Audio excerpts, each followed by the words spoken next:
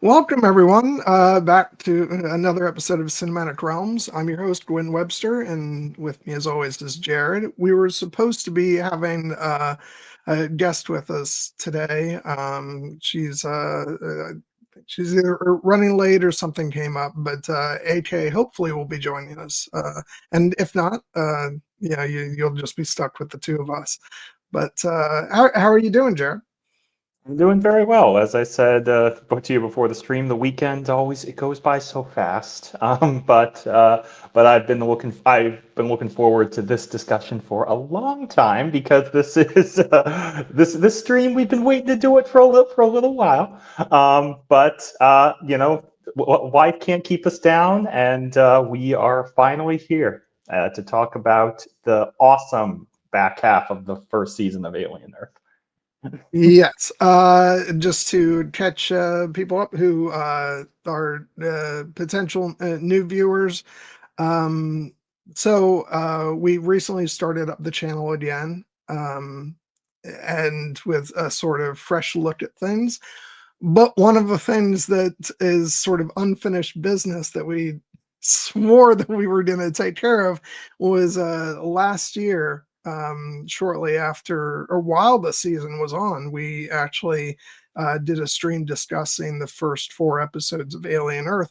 And it was our intention to go ahead and have another discussion wrapping up the season pretty much right after the finale, and then life happened, and it got delayed, and then I got sick, and it was a whole thing, and so here we are at well into the new year, and we're finally having this discussion, which I think we'll just have it sort of be an sort of all-encompassing view of Alien Earth, but without a doubt, we're going to be focusing on the last 4 episodes.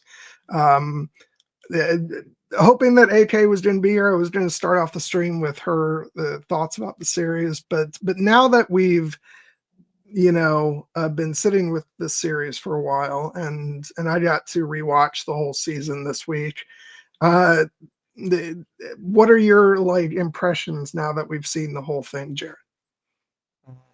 Honestly, rewatching the series over the course of the week, I have to I love it even more than I did before, and I actually now think I can say that I think this is one of my favorite first seasons of any television show. I just think it was, a live wire dynamite all the way through.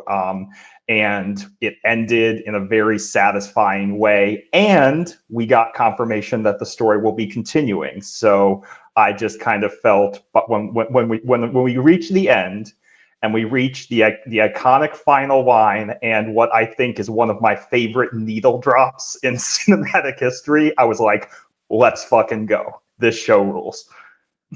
Yeah, I'm actually really happy that we've not that I mean the renewal came late last year, so if I hadn't been sick, we still might have been able to rejoice in that news when we discussed the final episodes, but we can do so now, and it's so gratifying to be able to talk about the show knowing that it will continue on, because you never know these Mm-hmm. days with streaming services. And so I'm just overjoyed because I love obviously the Alien franchise. I love Noah Hawley's work. We talked last time about, I think you come from being a fan of Fargo, and for me it was Legion, the X-Men series, and I just think he's a real singular voice. Uh, especially in the television medium, where he mostly works, and he just gives us things unlike anything I've ever seen in the medium. Uh, and in the case of this show, something that really evokes that old school Alien feeling while charting bold new ground. And that's a tough, you know, that's a tough thing to navigate, because I think a lot of filmmakers have kind of tried to like capture that old spirit of like the Ridley Scott original or even the James Cameron sequel, but still do something new. And I don't think I've ever seen it so satisfactorily done as with this show. And yeah, I just absolutely love it. And we're doing it, and like speaking of that, we're really going to get to dive into that with this stream, because we're going to get to talk about, among other things, episode 5, in space, no one ... and I have been like itching to talk about this episode for months now. So we're finally gonna get to dive into it. But yeah, I absolutely love the show. It's without a doubt one of my favorite shows in several years.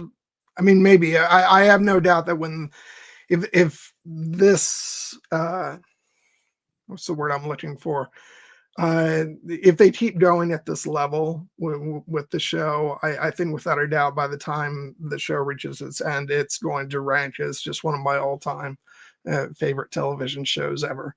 And so yeah, I'm just absolutely in love with it. But so yeah, I think so it's hard to imagine that when we were last discussing the show, it had ended with that moment between Wendy and the xenomorph, the baby xenomorph, and we were like, "Oh my god, what's going to happen next?" Yeah, and we were actually going to have to wait to find that out, because the next episode leaves that story thread behind. But yeah, like after you're sort of, if we can place ourselves back in that mindset of only having watched the first 4 episodes, like I'm sure we talked at the end of that stream about like what your hopes were for the back half of the season, and how would you say that the second half measured up? I mean, it measured up in terms of like my hopes for its quality. It measured up spectacularly in terms of the outcomes of what I would want for the fate of certain characters. I would say that it met my expectations in terms of my anxious expectations, because I was like, this being an alien show and being a dark show, and Noah Hawley's sensibilities, I know that I remember being very hoping, like, I just want Wendy and Joe to be happy and to be okay and to be together. And at the end of the show, they are together. They are more they are alive. But are they okay? Are they okay? I don't know. I definitely think that Wendy has leveled up her game and her power, and I think that Joe has definitely accepted that his sister has evolved. But I also he doesn't seem like he knows exactly how he feels about that, and she definitely has some baggage as well. But that's what makes interesting drama. And the other aspect of the show that I really think lived up to it is I remember talking about in that stream we had back several months ago about the fact that really at its core the show is about identity and what makes a human, what makes a monster, and the idea of, if you transcend death, are you truly human anymore? And I had said that like Wendy has all these connections and all these mentor figures, in the form of her brother who she loves, and her in the form of Kirsch and Dame Sylvia and Boy Cavalier as kind of these twisted parental figures, and her new siblings and the Lost Boys. But the relationship I think that will ultimately kind of influence most who she is and who she wants to be is the budding relationship with the xenomorph. When in that great moment when it pops out and it looks at her and it's like, "Mommy," and she is very, very taken with it. And then by the end of it, I would definitely say that definitely came to pass, because by the end, she and the alien are tight as thieves. Oh man. Yeah, it's really interesting that like and this isn't the first time the franchise has kind of toyed with this idea of like a mother you know mother relationship with the xenomorph, but I think this is probably the most effective Yeah. of an execution they've had, because it's like, because Wendy herself, along with the others, like the show has done a great job of like showcasing their humanity, but also like when it when push comes to shove and there's self-preservation is on the line, they're gonna do things that like, maybe not quite in line with what we consider like, you know, morality, or I think because it's loyalty to themselves, because they know they're in danger, and and it's something about the way they've configured the way they process and feel emotions. Maybe they should have dialed some things because Wendy in particular makes like a decision in one of the final episodes in a way to like cause a distraction that I'm like, oh shit. Uh, and so yeah, it's so what I'm saying is like, because there's this ambiguity about them, that like there's this level of like fear that we have of Wendy, and when she's talking to the xenomorph, it's like it's thoroughly creepy and but also fascinating and sort of fun, and so I just think, dude, their execution of that you know connection has been so absolutely brilliant, and yeah, I agree, it's like one of my favorite things. uh just absolutely great when Boy sees her, you know, communicating with the xenomorph through the camera, and he's got like an oh shit look on his face. I'm just Yeah. like, yes, Yeah. yes, Queen. Yes. No, I mean Wendy, like they teased her potential in the first half of the season, her being the first of the hybrids and having a supercomputer for a brain and being special even among this very special group of the Lost Boys. And Boy Cavalier, who helped create her in this new form, had that line earlier in the season where he said, yes, he is making this product that will help humans transcend, death, that he'll then be able to sell for trillions of dollars and, basically rule the world. But what he really wants more than anything, he claims, is to talk to somebody who's smarter than he is and have a really interesting fucking conversation, as he puts it, that will blow his mind. And by the end of the series, it is very clear that Wendy is that person. But it's all the more, poignantly perfect that moment finally comes when Wendy has completely turned the tables. She is in charge now. She is the danger. And in that moment, when she's taking Boy Cavalier to task, he has nothing to say. Except Yeah, a laugh. Except a laugh, which tells you he's more than a little unhinged. But I wouldn't count him out of the game entirely just yet. But it is very clear that by the end, if we're counting up the points and declaring who won this round of the game, Wendy cleaned up because she's holding all the cards now. all right, let's put a pin in that for a moment, because I want to switch gears and talk about the first episode of this second What? half, because we'll get too far down the road of talking about all the stuff in the main storyline, and then we'll forget to talk about this stuff. Episode 5 is basically what I was waiting for since this show was announced.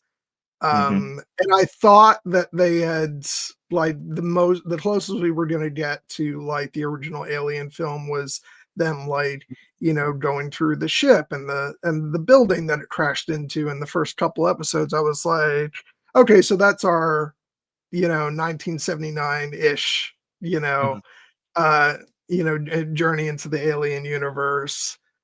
It was great. I enjoyed it, but there was still part of me that was like, I'm always itching for like one of these sequels or spin-offs to like really dive into the, you know, exactly what made that first film so great. And like, yes, give me some fan service. I don't care if it's a dirty word. Like I just want that like one time. I think Alien Romulus did a really good job of like getting close to that. It's sort of a mix. That one's sort of a mixture of the original Alien and James Cameron's Aliens, and but it's doing new stuff. But episode 5 of this show, like, really just this was really oh god, I've gone ahead and I've already gone blank. I just said his name. Who's the genius behind the show? Noah Hawley. Noah Hawley. This was Noah Hawley getting to make like the Alien, fan film of his dreams. Yeah. And I was so here for it. And it's not just that, like, it very much like we get towards a point in this episode where it feels like, okay, we know how this goes, but then because of all the other creatures on board the ship, like, new elements get introduced into that and everything goes fucking haywire, even by the standards of Alien. Yeah. And I just loved it. And I love that we got a unique cast, for this episode, who we were introduced to back in episode 1.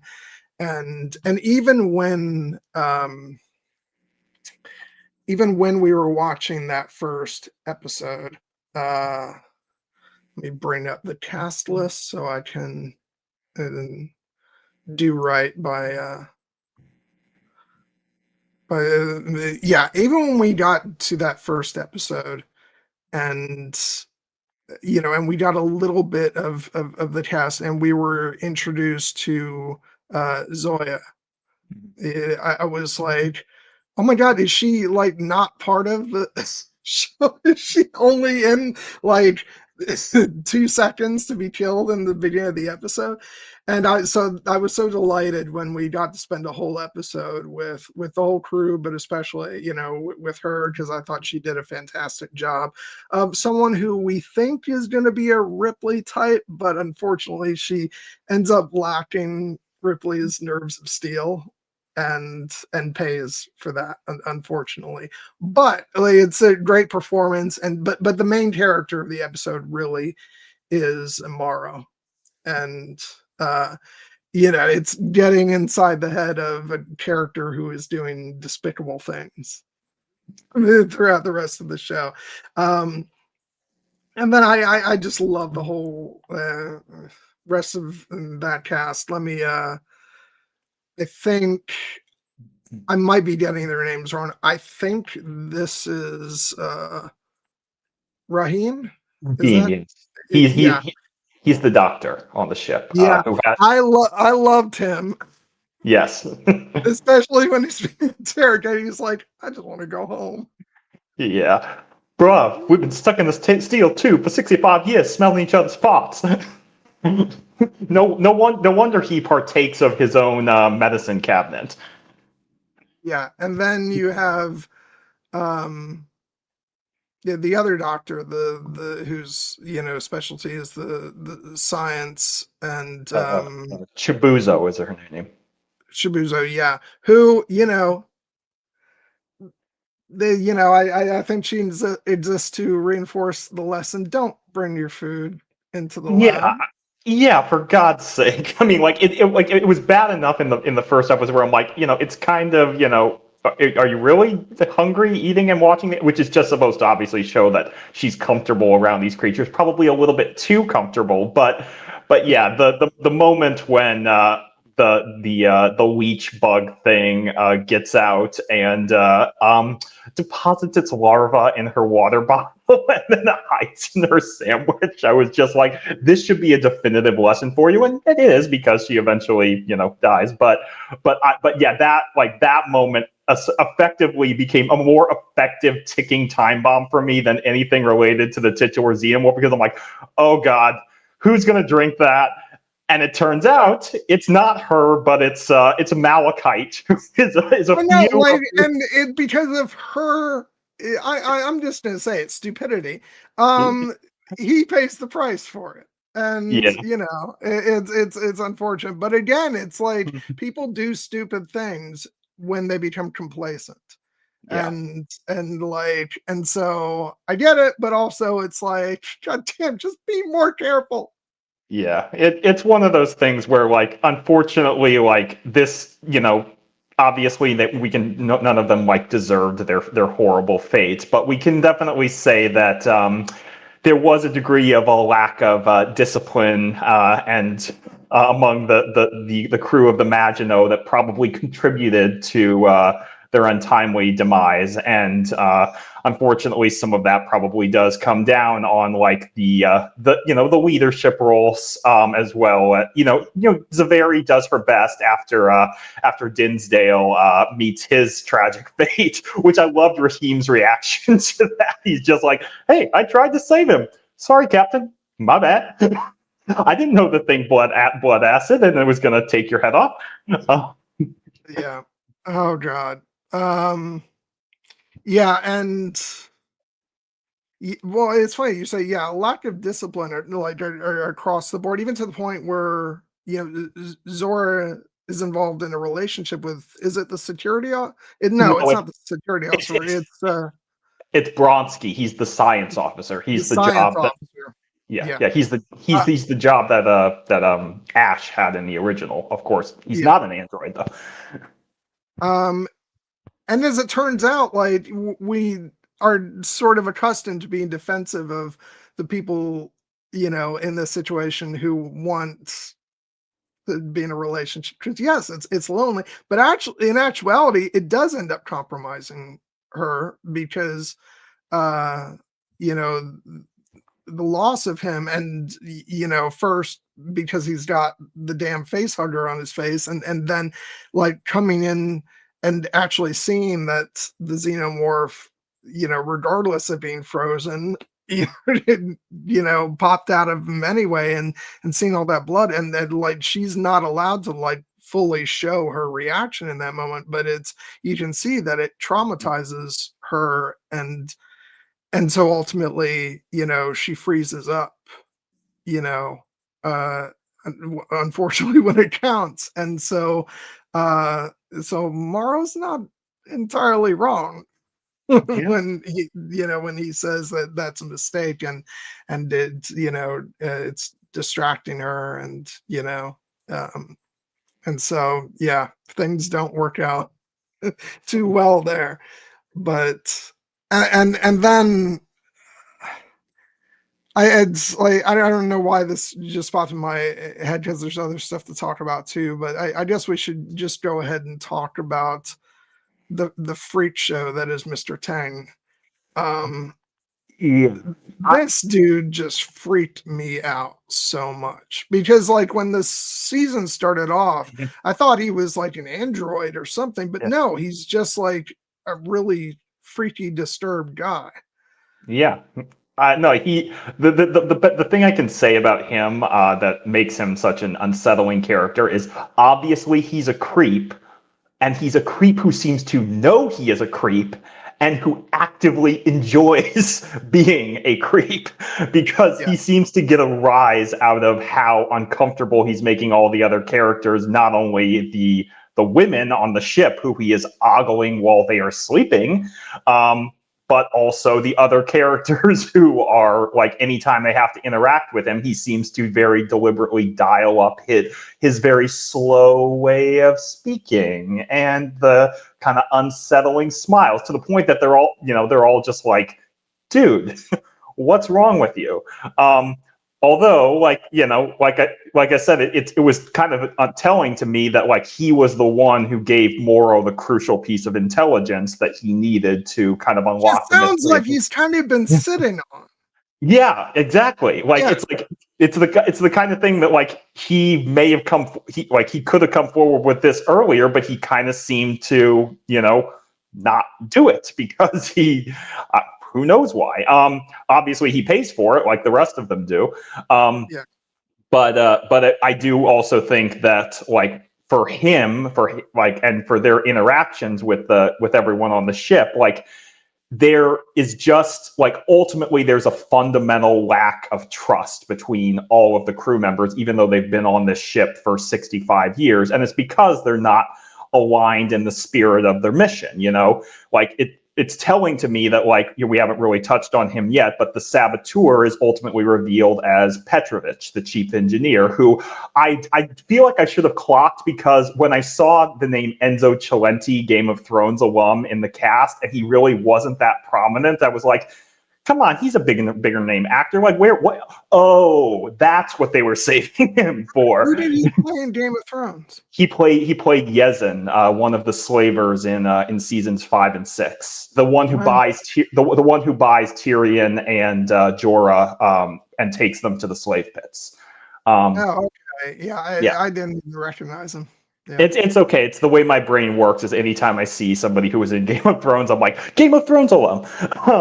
And so yeah, I clocked him. But it's telling that like when he is revealing his reasons for the betrayal to the true architect of the betrayal, he says that like he has that line where he talks about, we were on this mission for 65 years, and for what? So bugs could lay eggs in my woman's eyes, and I get like a 16th of a share or something, and which tells us that like what they had kind of alluded to back in the first episode with the creatures, the mission as Moros calls it, like they lost a lot of people just getting these damn things on the ship. And now some of these people who like are just here for the paycheck and the grunts are basically like, what did we do all of this for? They aren't as invested as Morrow in getting these creatures back to Utani. They just want to go home.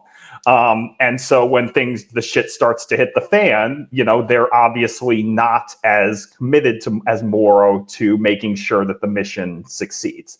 And so they keep things from each other, and they hide things from each other. And not all of them are bad people. Like I think that like the show establishes that even though he again is kind of indulging in some illicit substances, Raheem is ultimately a good man who like cares about his crewmates and who wants to try to save their lives when they're in danger. But of course, he doesn't know what he's up against with when trying to save Malachite from the leeches. So yeah, I mean, getting back to Tang, Tang was definitely a he was a piece of work. But when the alien comes, he drops that facade and screams just like everybody else.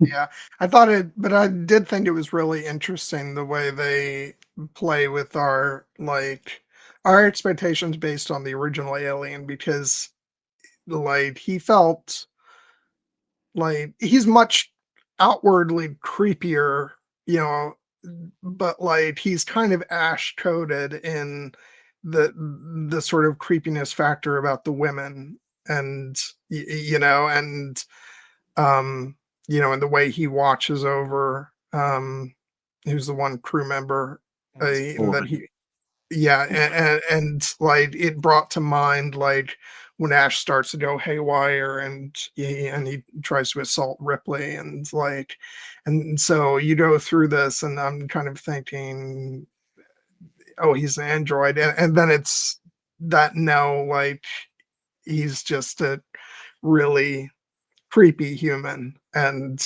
yeah, I thought that was really effective how they sort of play with our expectations. And yeah, um, and also, you mentioned Malachite. That poor kid shouldn't even be on there because he thought that.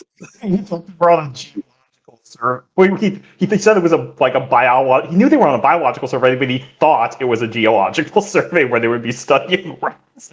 And Shmuel, I forget how you pronounce his name. His mentor, Shmuel. Um, I did get a kick out of some of his because he has a lot of affection for Malachite, but he also knows the kid is not the brightest bulb in the box. And like that moment when he basically tries to convince him to, like, if you split that pie in half, it'll grow half of it later. And the Malachite almost buys it, and he's like, wait, the last time you did that, you ate half my pie. And he's like, oh, I tried that one already. And that's what's great. It's like this episode so wonderfully does what the original film does, which is we only have a certain amount of time to sort of learn about these characters and care for them. And it's this banter between them that really kind of, uh, allows us to get a sense, and, like, it's so, like, gut wrenching when we're just waiting for something to happen to Malachite after he drinks the water. And you're like, we know it's coming. Come on. And yeah, and like, speaking of which, this is when it's very interesting that the show could have chosen this as the opportunity to, like, illustrate what the two other alien creatures were all about, but actually the show holds that for the final episodes. But like, yeah, the ticks in the eyeball are enough to like let's talk about the eyeball and like Oh, and what a dick that thing is. Um like, I can't believe my initial thought in this episode when it's like banging on the glass was that it was trying to warn yeah, the doctor. No, absolutely not. He's just trying to distract her, and so chaos. Uh, yeah, and like, what a character that is. yeah. Um, No, I mean, and yeah, No, I uh, mean they make it clear both in this episode and later in the episodes that this creature T. ocellus, Trypanica ocellus as they call it, or the Eye, is highly intelligent, perhaps the most intelligent of the species that they've collected, so far. It can problem solve, it can foresee, it can manipulate, and it definitely like it's very violent and malevolent in the way it conducts its business.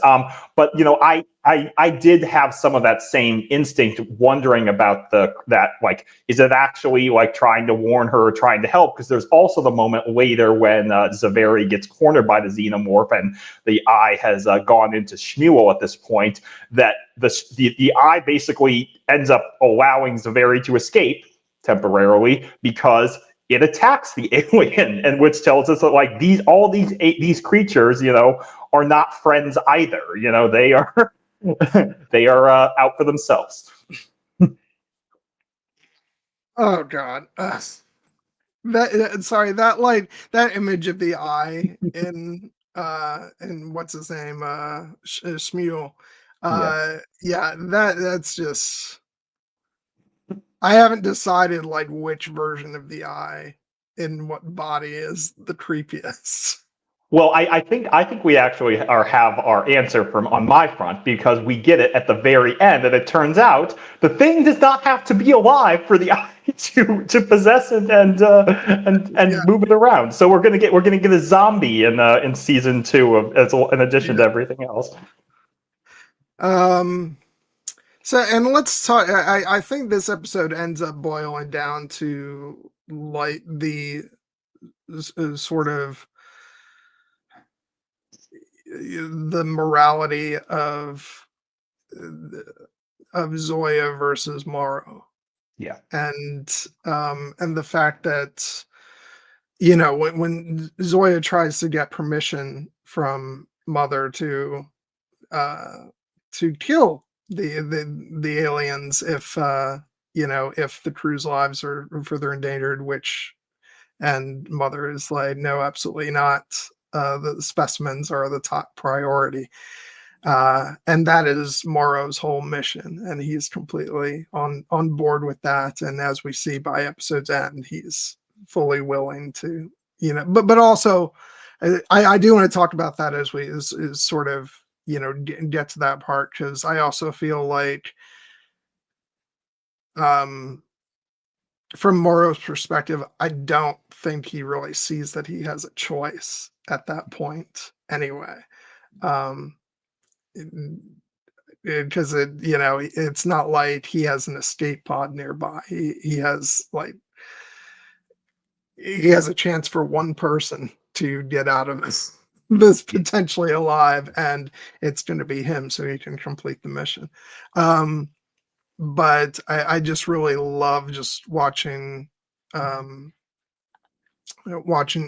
Zoya's reaction when Mother says no, the specimens are the top priority, and then like acknowledge or security officer will take command, and she's like, fuck you, Yeah. and again, it's a great performance. The actress's name is Richa Moorjani. I might be pronouncing that wrong. I apologize. Um, I just thought she was great, and I think when we were having the last discussion, has she been in other shows from? Well, she was in the fifth and final season of Fargo. Okay, So that's where the connection with Noah Hawley came in. yeah, She had, I think, a great interview on the Alien Earth podcast hosted by Adam Rogers on about the fifth episode, where she talked about how excited she was to play this role and how grateful she was that Noah Hawley gave her the latitude to give like some of her own like culture and background to her character, like the little kind of beautiful moment with the earth that she carries around, I guess, from her home in yeah, Utah, and how she like sprinkles it on Bronski's cryotube and says almost home babe when she is effectively saying goodbye to him, because even though she loves him and she wants him to be okay, I think she knows at this point that it's more likely than not that he's not going to survive, and none of them are going to survive. But she is, like, as you said, like, she's a fundamentally good person who values the lives of her crew over the mission, which is what you would want in a good space captain. And it just turns out she's working for the wrong people, because that is not Weyland-Yutani's modus operandi. They are the mission over the crew being expendable. And Morrow, I think, in this dynamic, even though Morrow is ultimately a very dark character who does a lot of villainous things throughout this show, this episode also did something very essential, which was it gave us an insight into his humanity and what had been driving him. Because he's very loyal to Yutani, and because it sounds, as he says later, that the Yutani the Elder basically took him off the street, a boy with a palsied arm, when he was begging for a living and stealing, and gave him an opportunity and gave him a future. But then he also, she was not his entire life. He had a family. He had a wife. He had a daughter. And that moment when it's revealed that, he was going on this mission, probably to help his daughter have a better life. And when she came back, she was going to be, an old woman. She was going to be in her 60s or 70s. But then that moment where they reveal in the letter that 8 years into the 65-year mission, he got notification that his daughter had died in a fire. And you can see the old stains of his tears on that letter that he's clearly gone back and read again and again and again. And just knowing that this man had to basically spend the next 57 years of his mission knowing that there was nothing waiting for him back home on Earth. Of course, he becomes committed to the one thing that he feels still gives him purpose, this mission from Yutani, who trusted him. And as he had said, I think it was in episode 3, when he communicated with Yutani the Younger, he's like, these creatures are my life's work. and I will get them back by any means necessary. Because if not, what was his life for? Yeah. And so, yeah, and what I think that does with that final scene, like as much as like, you know, we're sort of, we already know from the first episode that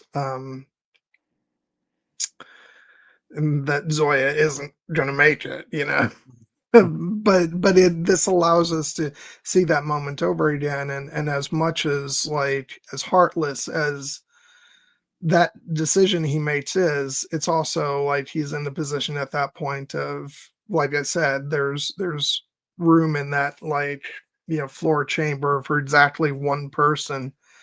And so uh and she clearly does not care about his mission, that's, uh so like it doesn't make it like doesn't make us forgive him for that decision, but I also think from his point of view, he doesn't really have another choice, because it's not like there's a in that moment there's no escape pod to like get multiple people off the ship. He has to but it's just the manner in which he does it. He's so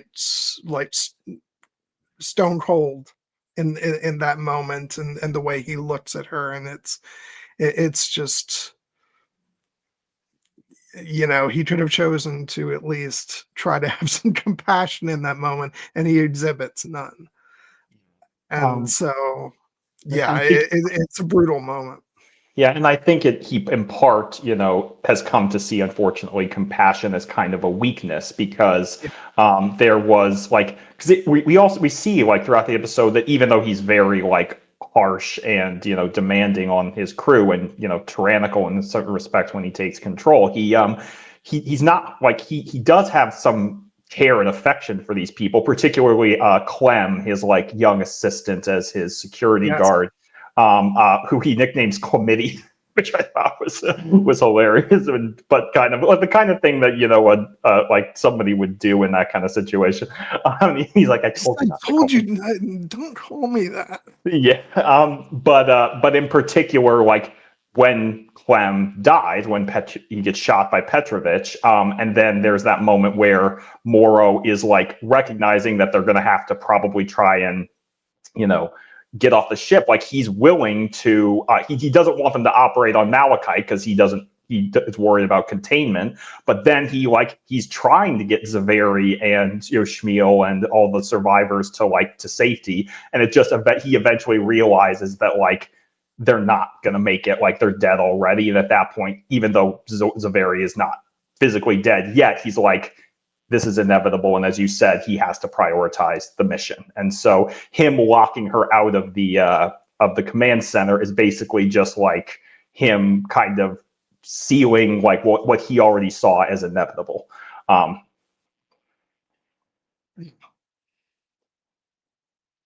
But it stings it does. Well, because I mean, like, we really like Samari.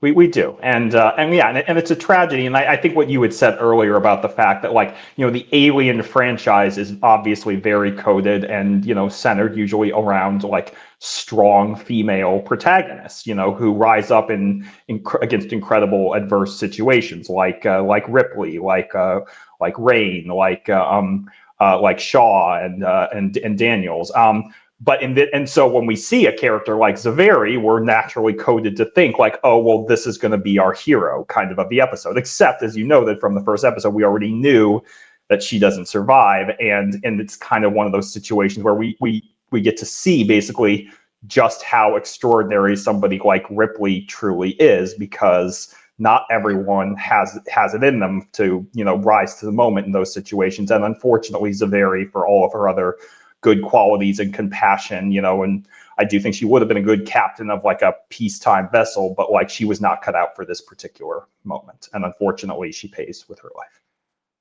But as you said, it illustrates how extraordinary Ripley Yeah. is. I don't think it's a mark against Zaveri, No. because I actually think that she's portrayed as a very strong woman, and who, unfortunately, in the face of all the death and carnage before her, just sort of, crumbles at this wrong moment, and Yeah. but then still is fighting to save her life. Yeah. It's not like she completely, she shuts down for a moment, and then I think she's kind of shaken awake by fear, if nothing else, of it's do or die when faced with the xenomorph, and she's, so yeah, it's, I still think like she comes away as an extraordinary character in the vein of those wonderful female protagonists that we've seen throughout the series. It's just unfortunate that, yeah, she just, like I said, she doesn't have those nerves of steel like Ripley does, and and yeah, I think it's beneficial to see that like not everybody is you know a superhero like Ripley is, Yeah. and so um and like I said, I absolutely love the actress's performance. And yeah, I'm gonna say it. She's absolutely gorgeous. Um, Yeah, she's beautiful. so there is that too. Not to be, I don't like to be, I don't like to be too superficial, but I bear No. say. Um, but yeah. So, well, let me see if there's. And speaking of which, like, we just kind of talked about the xenomorph as a sort of, and in terms of how it interacts with everybody. But like, I really, like, I mean, the multiple xenomorphs that we see throughout the series are great. But like, there's just something about like, like seeing the sort of fantasy of like this 1979 setting, and but them doing stuff with the xenomorph that like couldn't necessarily have been dreamed of in the same way back then, and like, and the way it's like clambering through the hallway, and and stuff. I just thought it was just visually so amazing, and um and they're really fucking scary in this show. No, I mean, things that they talked about again in that behind the scenes podcast was the actor, the stuntman who portrays the alien physically, Cameron Brown, and like how like it's really like the extraordinary physicality that he brings to the creature that allows it to feel so believable. And like, and the way that they operate around it, like they have him do as much as he can, in the suit, and then like in those moments when the alien needs to move like impossibly fast, they have him on a wire and they're moving him that way.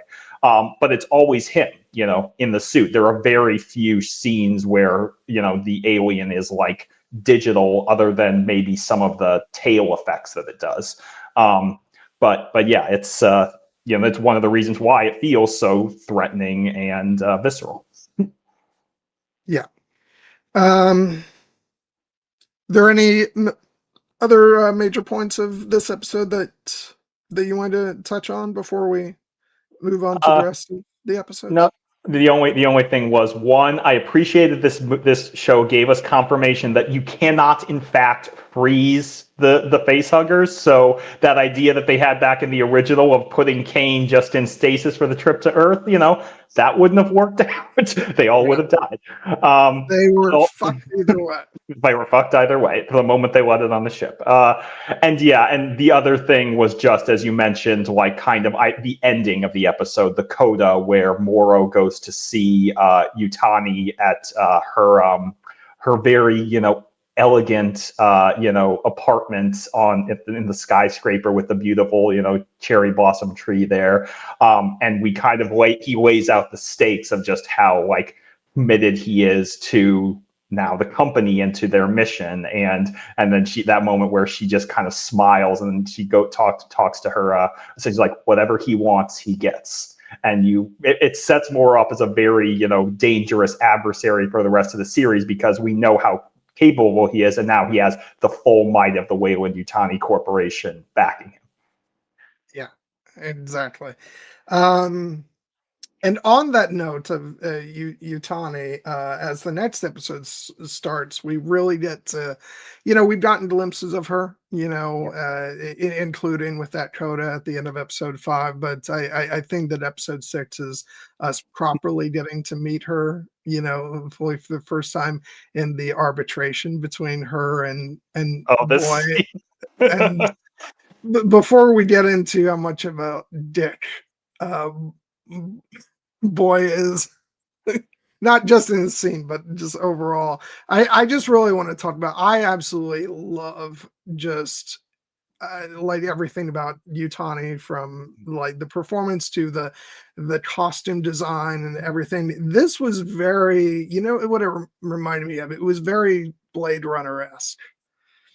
I don't know if you got that feeling, I, but I did get some of those vibes, and like obviously Alien and Blade Runner like share a lot of DNA. Not only originally Ridley Scott being the director of the original films, like to the point that some people have even speculated like could these take place in the same universe? And ultimately, I think that no, they don't. But they obviously influence one another. And yeah, this character of Utani, like you could have stuck her in Blade Runner 2049 and I wouldn't have blinked an eye.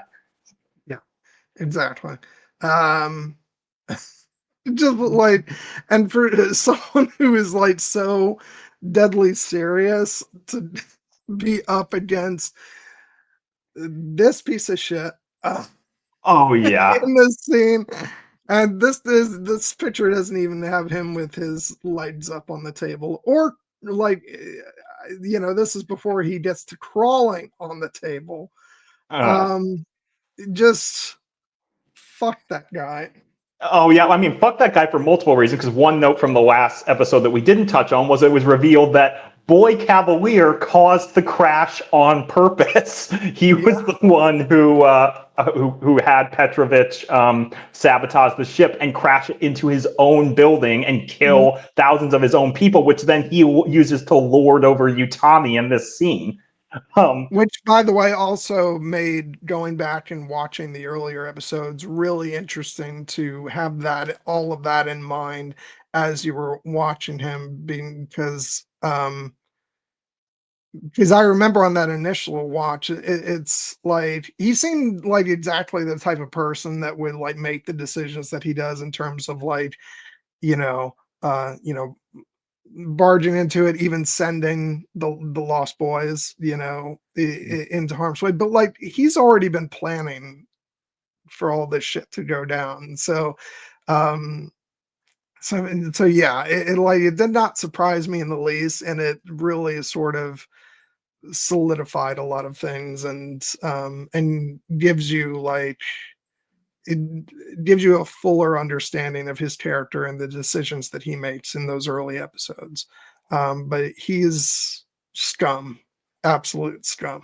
yeah, and he is. I think we referred to him in our first stream as this fucking guy, which he definitely has that energy. Yeah. But to his credit, and obviously the performer Samuel Blenkin is brilliant, but like he is a brilliant and diabolical, because one of the reasons this negotiation arbitration scene is so effective is like we've seen Boy Cavalier kind of running around and we see how kind of still and quietly dangerous and competent Utani is, and so when he walks in we're like, okay, we're ready. Even though we don't like Weyland Yutani, we're kind of ready for her to, as she says, like send this little boy off to bed without his supper. And then that's not how the scene goes. Like, to his credit, to Boy Cavalier's credit, perhaps because he knows and has the knowledge of like everything that's going on, like he walks into that negotiation where it seems like it's not going to go well for him, with like, because the arbitration guy does not seem to like his antics with the dirty feet on the table. And then over the course of the scene, he completely and utterly and totally wipes the floor with Yutani, to the point that he walks away with everything he wants, plus an additional $20 billion and the satisfaction of having bested her. And he just flounces out, and she just has to sit there and utterly seethe that this little boy has gotten the better of her. And it's so frustrating, but it is effective because it lets us know that, yeah, Boy Cavalier he's not just, an annoying Peter Pan type. He's a dangerous Machiavellian guy. And that leaves Utani with essentially the recourse of like, well, if this isn't going to work, then we're going to have to take the creatures back by force. And then, like, before we go from this scene, I just want to talk about that wonderful elevator encounter between Kirsch and Morrow. Which, by the way, we haven't had the opportunity much to talk about Kirsch. We gushed so much about Timothy Olyphant in that first stream. But needless to say, he's fucking brilliant in this show, and just this moment between the two of them, which is like, I like the fact that Morrow is like trashing Kirsch for being, like an old model. And it's also like, I'm sorry, who was on the ship for however many years? How many years was it, like 65 years, they said. 65 years. He's no spring chicken. No. But which is one of the reasons, like, he, I think is, he makes that quip about like the whole, they're impressive, or your kids, like, with their shiny new bodies. I got to get me one of those. And Kirsch has the great comeback of like, a kid or a body that isn't so sad. Woro is, it does not appreciate that comment. But Kirsch, like, Kirsch is a little bit of a cold-hearted bastard, being literally an android. And I think two of the things I had talked about in the previous stream was, one, the fact that Kirsch, even though he was created by humanity, does not seem to have a very high opinion of humanity, and seems to relish in any opportunity he gets to prove to his mind that the synthetic beings are in fact superior to Morrow. So to the point even where like Morrow was talking about how much he enjoys killing synths and cutting them up because they don't feel pain, so nothing clouds their mind when he starts destroying them. And Kirsch isn't phased at all, and he just has that line, "See, I would imagine it's the pain that makes it satisfying." And it's one of those things where you can tell that like Kirsch, essentially like he's enjoying this. He's enjoying needling Morrow. In this way, and actually that shows really that he understands humanity very well. Yes, and sorry, go ahead.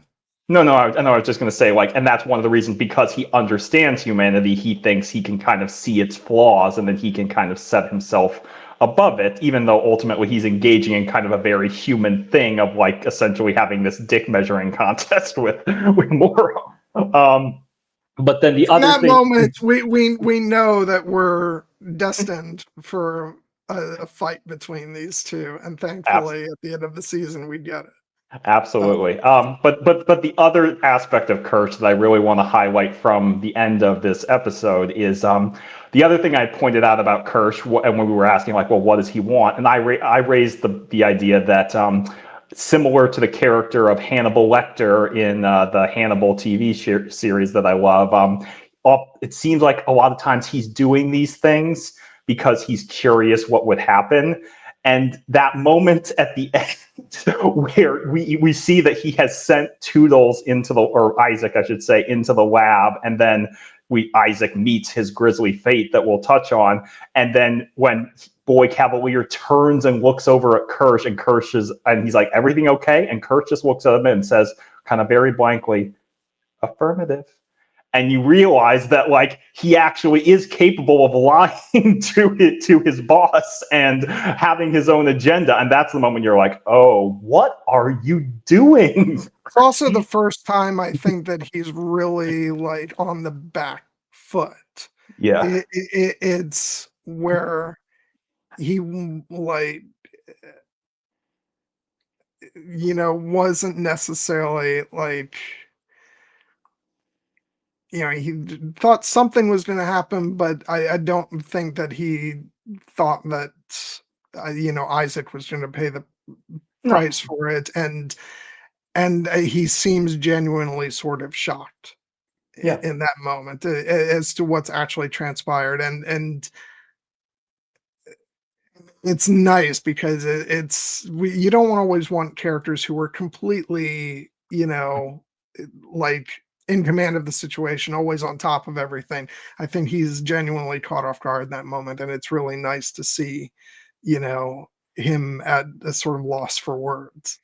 Yeah. No, I mean, because again, I call Kirsch a cold-hearted bastard because he is, but it does seem that he has some semblance of at least some measure of affection for the hybrids, or at least the hybrids that he works with, like Isaac, because, that moment when Isaac, decides to discard his given name Toodles and take a new one, like Kirsch grants him that and seems to, in fact, uses that name, going forward. And then, like, as you said, the moment when he is he's always encouraging the synths basically to try and be better, to eventually transcend their human weaknesses. And it seems like he's kind of a dark father figure in that way. Like, he thinks that moment when he's telling Joe, like, that basically he's never going to get to take Wendy home because your sister has the potential to invent faster than light travel and, explore the stars for 1,000 years. And he seems almost like very proud of her in that moment. He, I think, again, sees this as kind of the next stage of evolution that he has a part in. And he is a scientist in his way. And he's adaptable. But as you said, he's not, he's not infallible. And that there's that great moment later in the season where it seems like he's helping Slightly and Shmi smuggle Arthur's body out with the xenomorph, and you're like, well, why is he doing that? Isn't that a betrayal? And it's a reveal that it's because he's orchestrated this entire plot to essentially trap Morrow and get one over on him, and round up these dangerous threats to his Prodigy corporation. And that's a moment where you just he's just on top of the world there with his smug little smile when he has Morrow cornered, and then when he turns around to the hybrid, he's like, "You two are grounded." That's a great moment.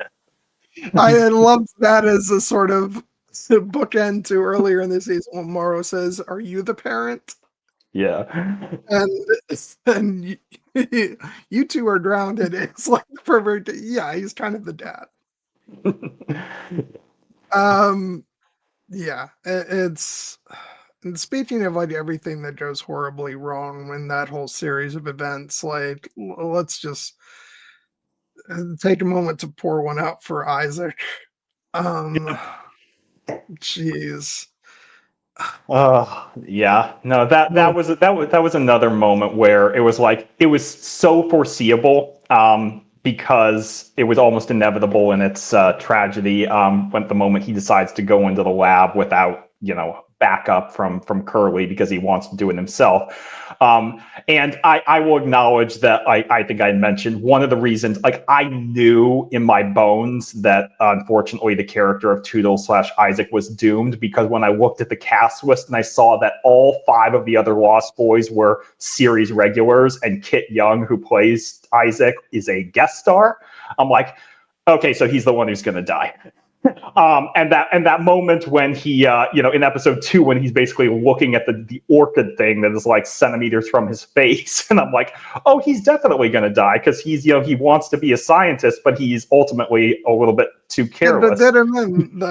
But that's not what gets him, because like the creature we had known the least about was the fly. Like we'd gotten a hint of all the other capabilities, but we knew nothing about the fly. But then the moment we see him loading up the tray and it's like, oh, it eats metal, we're like, oh yeah, you're done. You're done, guy. And but then the fucking eyeball. And in the what's he in it? Sheep?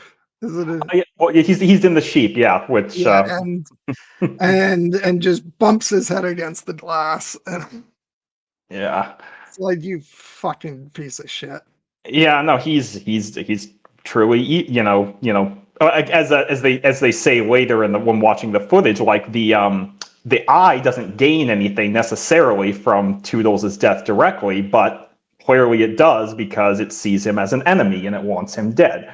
And it should not be underscored like what a big moment this is for the other hybrids, like because one of the things that they believed when they transitioned into these new bodies was essentially that like they were never going to die because they're not going to age. But it turns out they are not, in fact, they are not in fact invincible, and there are still things that can hurt them and kill them in this world.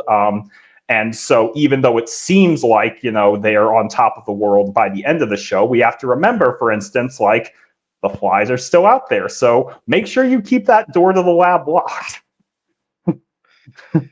Yep. Oh, wait, don't they contain the flies? They do. They mentioned at the end that the eye creature and the big plant orchid have escaped. But as Slightly says, they can't hurt us, and obviously the xenomorph is basically on their team now. And the leeches really can't do anything to them, but the flies can. So they better make damn sure that those don't get out. But I have a feeling they will, because this is the Alien franchise. Yeah, I'm sure everything's going to go perfectly according to plan for them. Yeah. Let's not forget that Utani and her army are just about to the island. So yeah, I think things are going to be quite chaotic at the start of the second season. Yeah, I just like. And even to the end, like Isaac, like he's clearly scared, but he's also still curious, and he's trying to be like, "Hey, little guy," and it's just when we see what happens to him, it's just so brutal. But this really ends up being the thing that sort of I think is the straw that breaks the camel's back for Wendy. In terms of understanding that they're not safe and that their safety is not the priority, actually.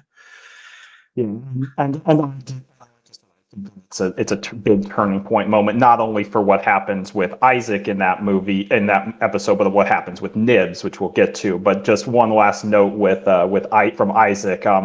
I think one of my favorite most effective moments of that death scene is after Isaac has been killed and is lying there on the floor, and the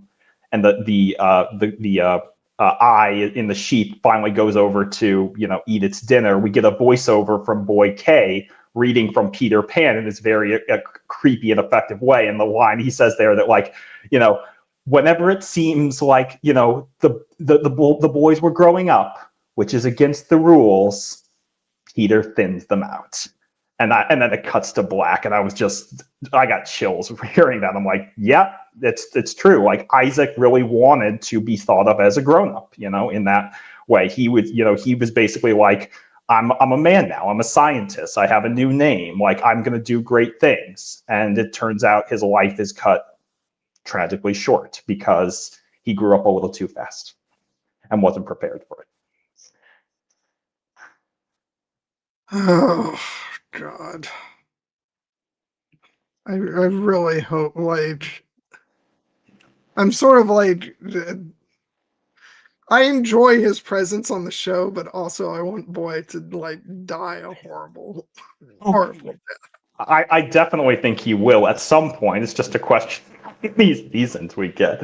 But now I think he's kind of almost going to be like the Hannibal Lecter of this series going forward, where he's kind of like he's behind bars, but maybe like he'll be offering like insights or something from behind the glass in his very unique way.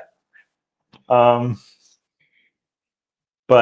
if you want to talk about something happier, totally sarcastic there, by the way.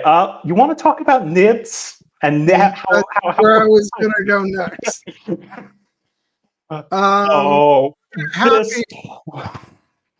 my God. Happy existence she lives. As someone who like had trauma in her past that they knew about, and they selected her anyway. Oh my God. Nibs is this poor girl. Which I like, because we had gotten the hints, though, as you said, like the fact that she had trauma in her past, and they confirm that outright, and they don't specify what type of trauma it was, whether it was physical abuse or sexual abuse or just, a rough childhood. We don't really need to know the specifics. We just have to know that she is a character who is very, sensitive to these types of horrors. And when she is trying to cope with it in like that, when she essentially has almost like kind of a delusion that comes into her mind about the idea that she's pregnant, which we got some kind of dark humor of in the episode 4 when she tells Dame Sylvia and Arthur, like, no, it's a baby. And Arthur just looks at Dame Sylvia with this look of abject horror, like, see, this is what I was talking about. This is bad. She's like, are you fucking kidding me? Right.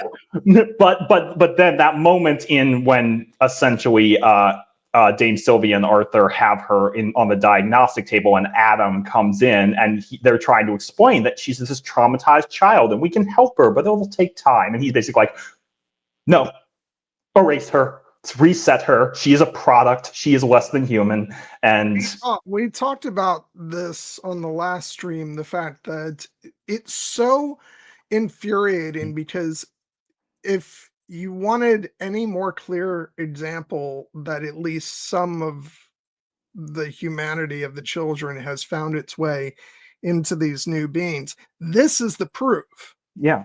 Right here. And you're gonna erase that. Yeah. Like she's simply a machine and it's a glitch, and it's just so fucking infuriating. And I am like, I was still like practically screaming at the television on this viewing. Like, it's so heartbreaking. It's heartbreaking, but this is another thing where the rewatch benefits, because we learn in the final episode that Adam is in fact also a synthetic. So of course he has absolutely no patience for what he sees as kind of the foibles and the weaknesses of humanity. He's basically just like, reset her, fix her, reboot her. And it's unfortunate, like this is the moment where we see that Arthur has moral lines that he won't cross. And even though Dame Sylvia professes to love these kids, she agrees to do it because I think she wants to stay on the island and stay in their lives and still be part of this. And she deludes herself into thinking that she's helping Nibs. But she has it in the right in that initial scene when Adam is basically talking not only about the racing, but he's like, change her settings, like dial down her response to stimulus. And she's like, we don't know what that will do to her psychology. And oh boy, does that come through, because Nibs, sweet little Nibs, who loves her, stuffed animals, who loves her Mr. Strawberry, she basically becomes psychotic in the series. And I'm actually caught between like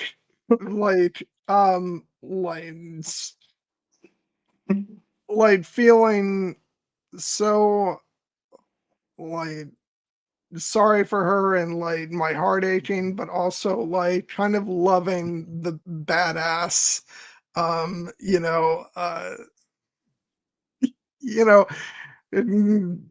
killer without a conscience Nibs that we end up getting, because it's like, y'all brought this on yourself.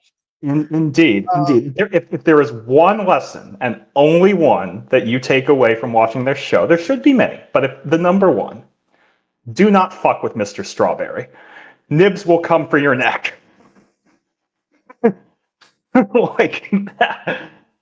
Oh man. Oh, and the way that ends with Joe, deciding to, electrocute Nibs, and Wendy's, what did you do? And yeah, it's like, you shouldn't have done that. You most certainly Absolutely. should. You most certainly should not have. Yeah, the other moment that really stands out for me with Nibs is the moment when Wendy first turns the alien on the soldiers, and is like having the alien tear them apart, and Joe looks horrified, and Lily Newmark, who plays Nibs, just has this look of absolutely psychotic glee on her face, and I'm just like, oh no. It reminded me a little bit of that moment from Black Swan, where when her mother is like, "What happened to my sweet girl?" and Nina just screams, "She's gone." It kind of felt like that with Nibs. Uh, Oh, yeah. I just love Nibs, both, sweet, fragile Nibs who, needs to be cuddled and protected, and also psychotic super killer Nibs who will take out everybody in her path. I am here for both ends of the spectrum.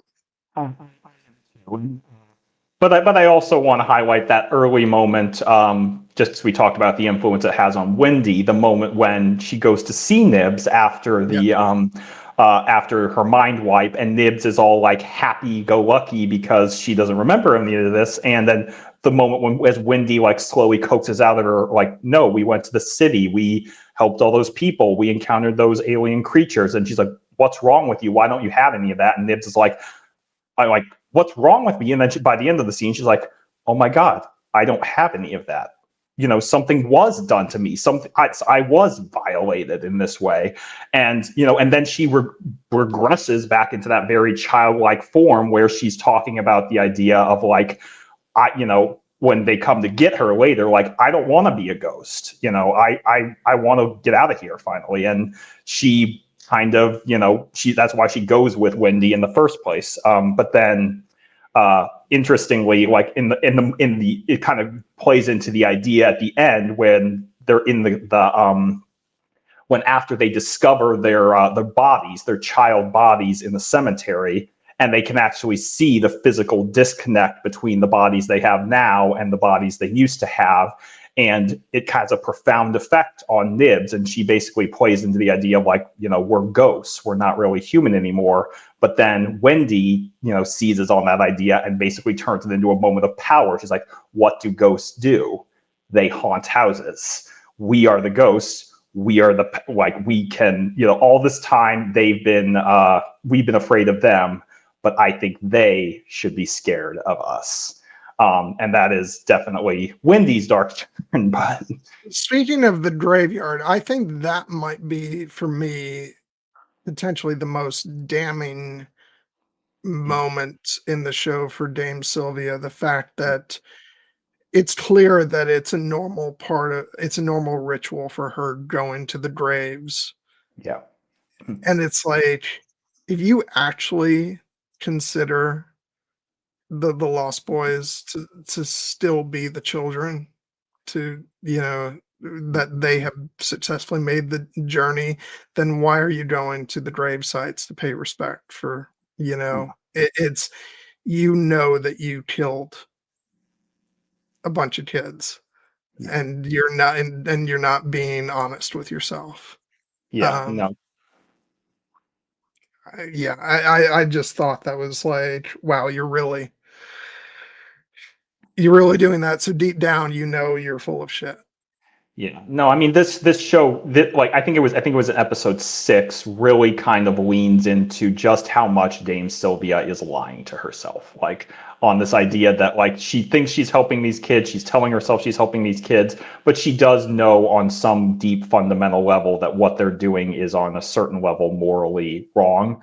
And when Wendy comes and calls her on it, like in that great scene between the two of them, like Dame Sylvia is trying constantly to say, like that, that she's doing this for the right reasons. And, you have to tell me what's wrong so that we can help you. And, it's complicated. And as Wendy later shoots back at Joe, like complicated is what people say, what powerless people say to justify doing nothing. And I am not powerless. And in that moment, she really kind of takes Dame Sylvia to task and says, like, what if you're what's wrong? What if humanity is what's wrong? And specifically the line, I don't want to be people anymore if this is what people are. And at that point, like, it really kind of sets up the fact that, like, even though Wendy still, I think, has elements of humanity, some of the darker aspects of humanity now, as well as still her lightness with the connection to her brother Joe, it is clear in the moment that when she sees the grave, she has the moment, she's basically like, that's not us. Like, we're still here. But I think in the process of that, what she's recognizing is that even though she has Marcy's consciousness and all of Marcy's memories and Marcy's emotional attachments, the girl known as Marcy Hermit is dead. She is lying in that grave. And what this woman, Wendy, is something else entirely. And she even says, I'm not Marcy, I'm also not Wendy. Yes. I'm something else. And so, yeah, I think that they're all I think that moving forward, they're all going to have to kind of decide exactly what that is. And, and it'll be an exploration of self to truly come into their own apart from who they were and who, um, and who the company has told them that they're supposed to be now. And yeah, I think we'll continue to see that explored in season 2, along with all the, you know, um, mayhem and action and death that is sure to come. But yeah, so yeah, for me, the thing, just to sort of cap off, our conversation about Nibs, it's really interesting to me because, and again, sort of reinforcing the fact that even even if they are something new, like, certainly some of that humanity has come through the process, just not only because of the initial, like, PTSD that she was exhibiting, but also when they do go and erase those memories and set her back, all it takes is the acknowledgement that, oh, something was taken from you. You're not remembering this thing, and then she immediately, regresses back into something being very wrong with her, and which I think would have come out anyway. Um, Even if she hadn't so quickly been told, no, you're missing, like, information. I think it was only a matter of time before the trauma resurfaced. And like, that right there is proof that, like, it's not about how much data you delete or memories, or, like, the trauma is there. It's buried underneath, and you can't just simply flip a switch and erase that. Wendy And straight up says you can't erase things to Dame Sylvia, and yeah, and like another line that I think is very poignant to the point that you're making is when Wendy is telling Curly about what happened. She's like, they erased Nib's memory, and Nibs speaks up very forcefully. No, I have all my mind, and that tells us that, like, yes, what was done to her is still there. It's just, as you said, even if she can't remember it exactly, it still happened to her. And she knows, she knows that. um okay, so speaking of tragic stories, let's talk about Arthur. Oh, Arthur, the one truly good person in this story, as it turns out. I mean, there are others, but Arthur, like, we knew he was kind of like a more morally upstanding guy than his wife and many of the other people. But by the end, you're just like, this guy, he's so nice and so sweet. So of course he has to meet the most horrible fate possible. Just love this part where he doesn't even realize that the face hugger's been on. He just walks out of the forest. He's like, hey, what's going on? Mm-hmm. Yeah, no, I mean, I think that there probably is some type of biological thing that the face hugger does to, like, introduce, like, an amnesic agent. Because I remember, like, Hayne doesn't remember everything that happened to him before the face attack. He just said he had like a horrible dream about smothering. But that moment, those moments where it starts to come back to Arthur, and even though I don't think he remembers fully like the exact details of what led to the face hugger getting onto him, he remembers enough to turn to Slightly and say, like in that moment, you don't have to do this. You know, I know you think you're trapped. I know you're scared, but it's okay. I'll help you. And that is really a very sweet and touching moment that like he truly, you know, Dame Sylvia professes to love these kids. I think Arthur actually sincerely does. And he does what a true parent would when a kid with their kid messes up is he says, I know you made a mistake. I know it may have hurt someone, it may even hurt me. It's okay. I still love you. I'm still on your side. And that's a moment where Smee and Slightly really desperately needed to hear that from a parental figure. And of course, they get that moment, and then he's immediately taken away. Yeah, see, a project like this to actually like work needs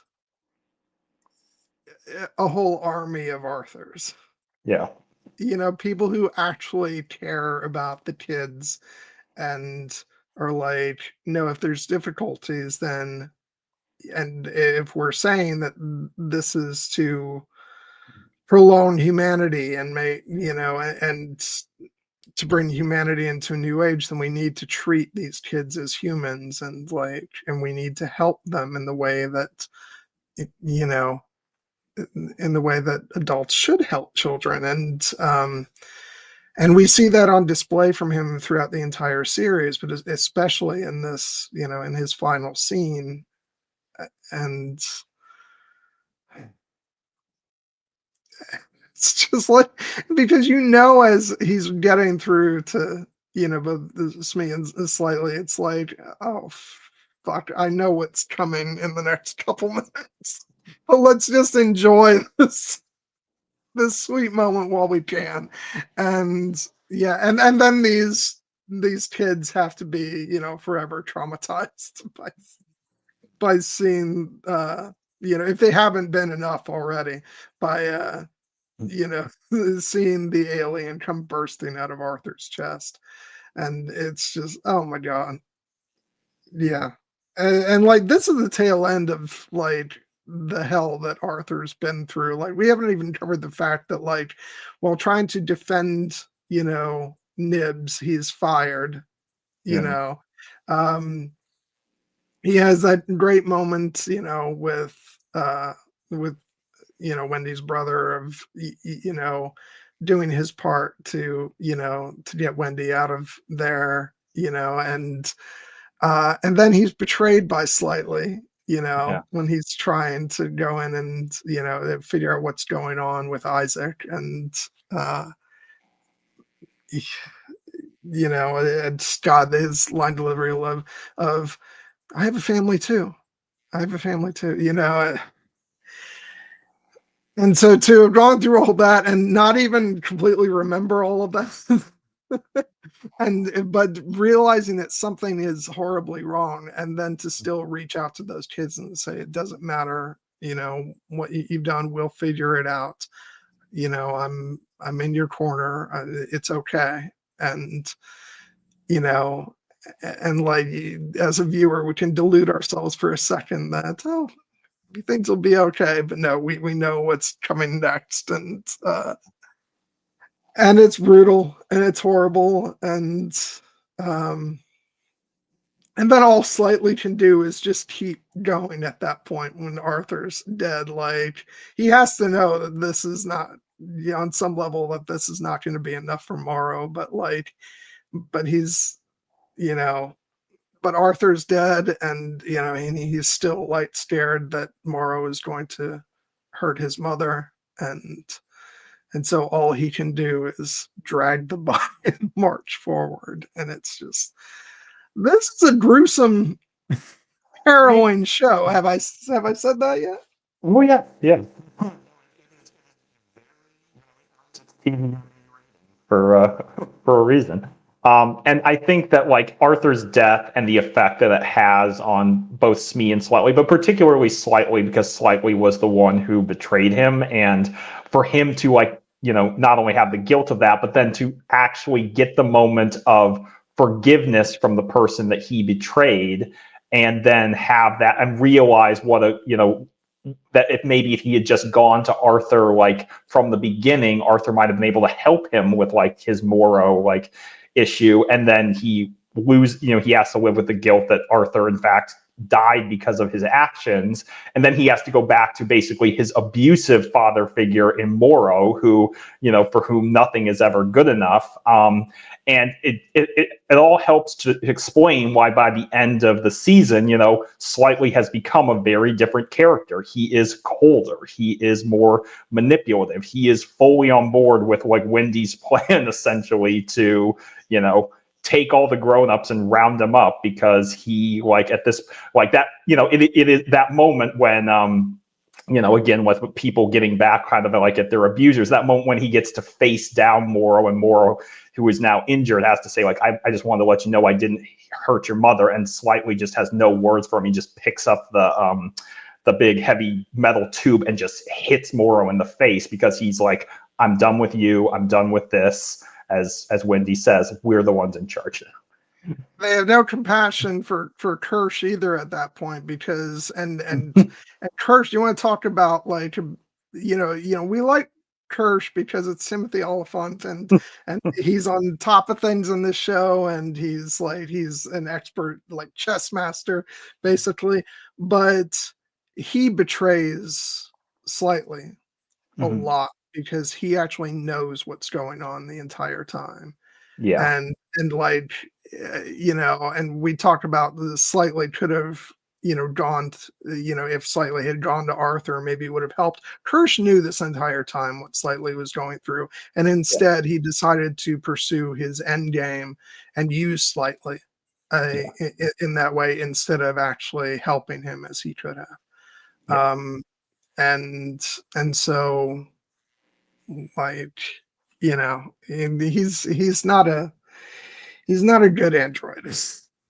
No, he is most definitely on the darker side of things, and I'm going to be interested to see how Timothy Olyphant will be navigating Arthur. Because Kirsch is in bad shape at the end of this season. He's had his back broken by Moro, and it's probably not going to be very mobile. But as we've seen, Bishop literally got torn in half, and he survived. So I'm sure he'll still be for a little bit.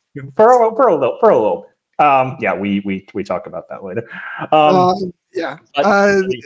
Although I did like that moment when it's me and Slightly come in. Kirsch is laying there, his back broken. He's like, "Where were you 10 minutes ago?" Again, you can take Timothy Olyphant out of Harlan, Kentucky, but you can't entirely take that Raylan Givens sarcasm out of the character that he plays. We were talking about this last stream. Like he does a lot of really interesting stuff in making this a unique character, but deep down, I'm sorry, he's always gonna have that touch of both Raylan and who's his character on Deadwood, Seth Bullock. Seth Bullock. There's always going to be an element of that Timothy Olyphant charm that he's never going to be able to complete. I don't think it's possible for Timothy Olyphant to not be charming. So yeah.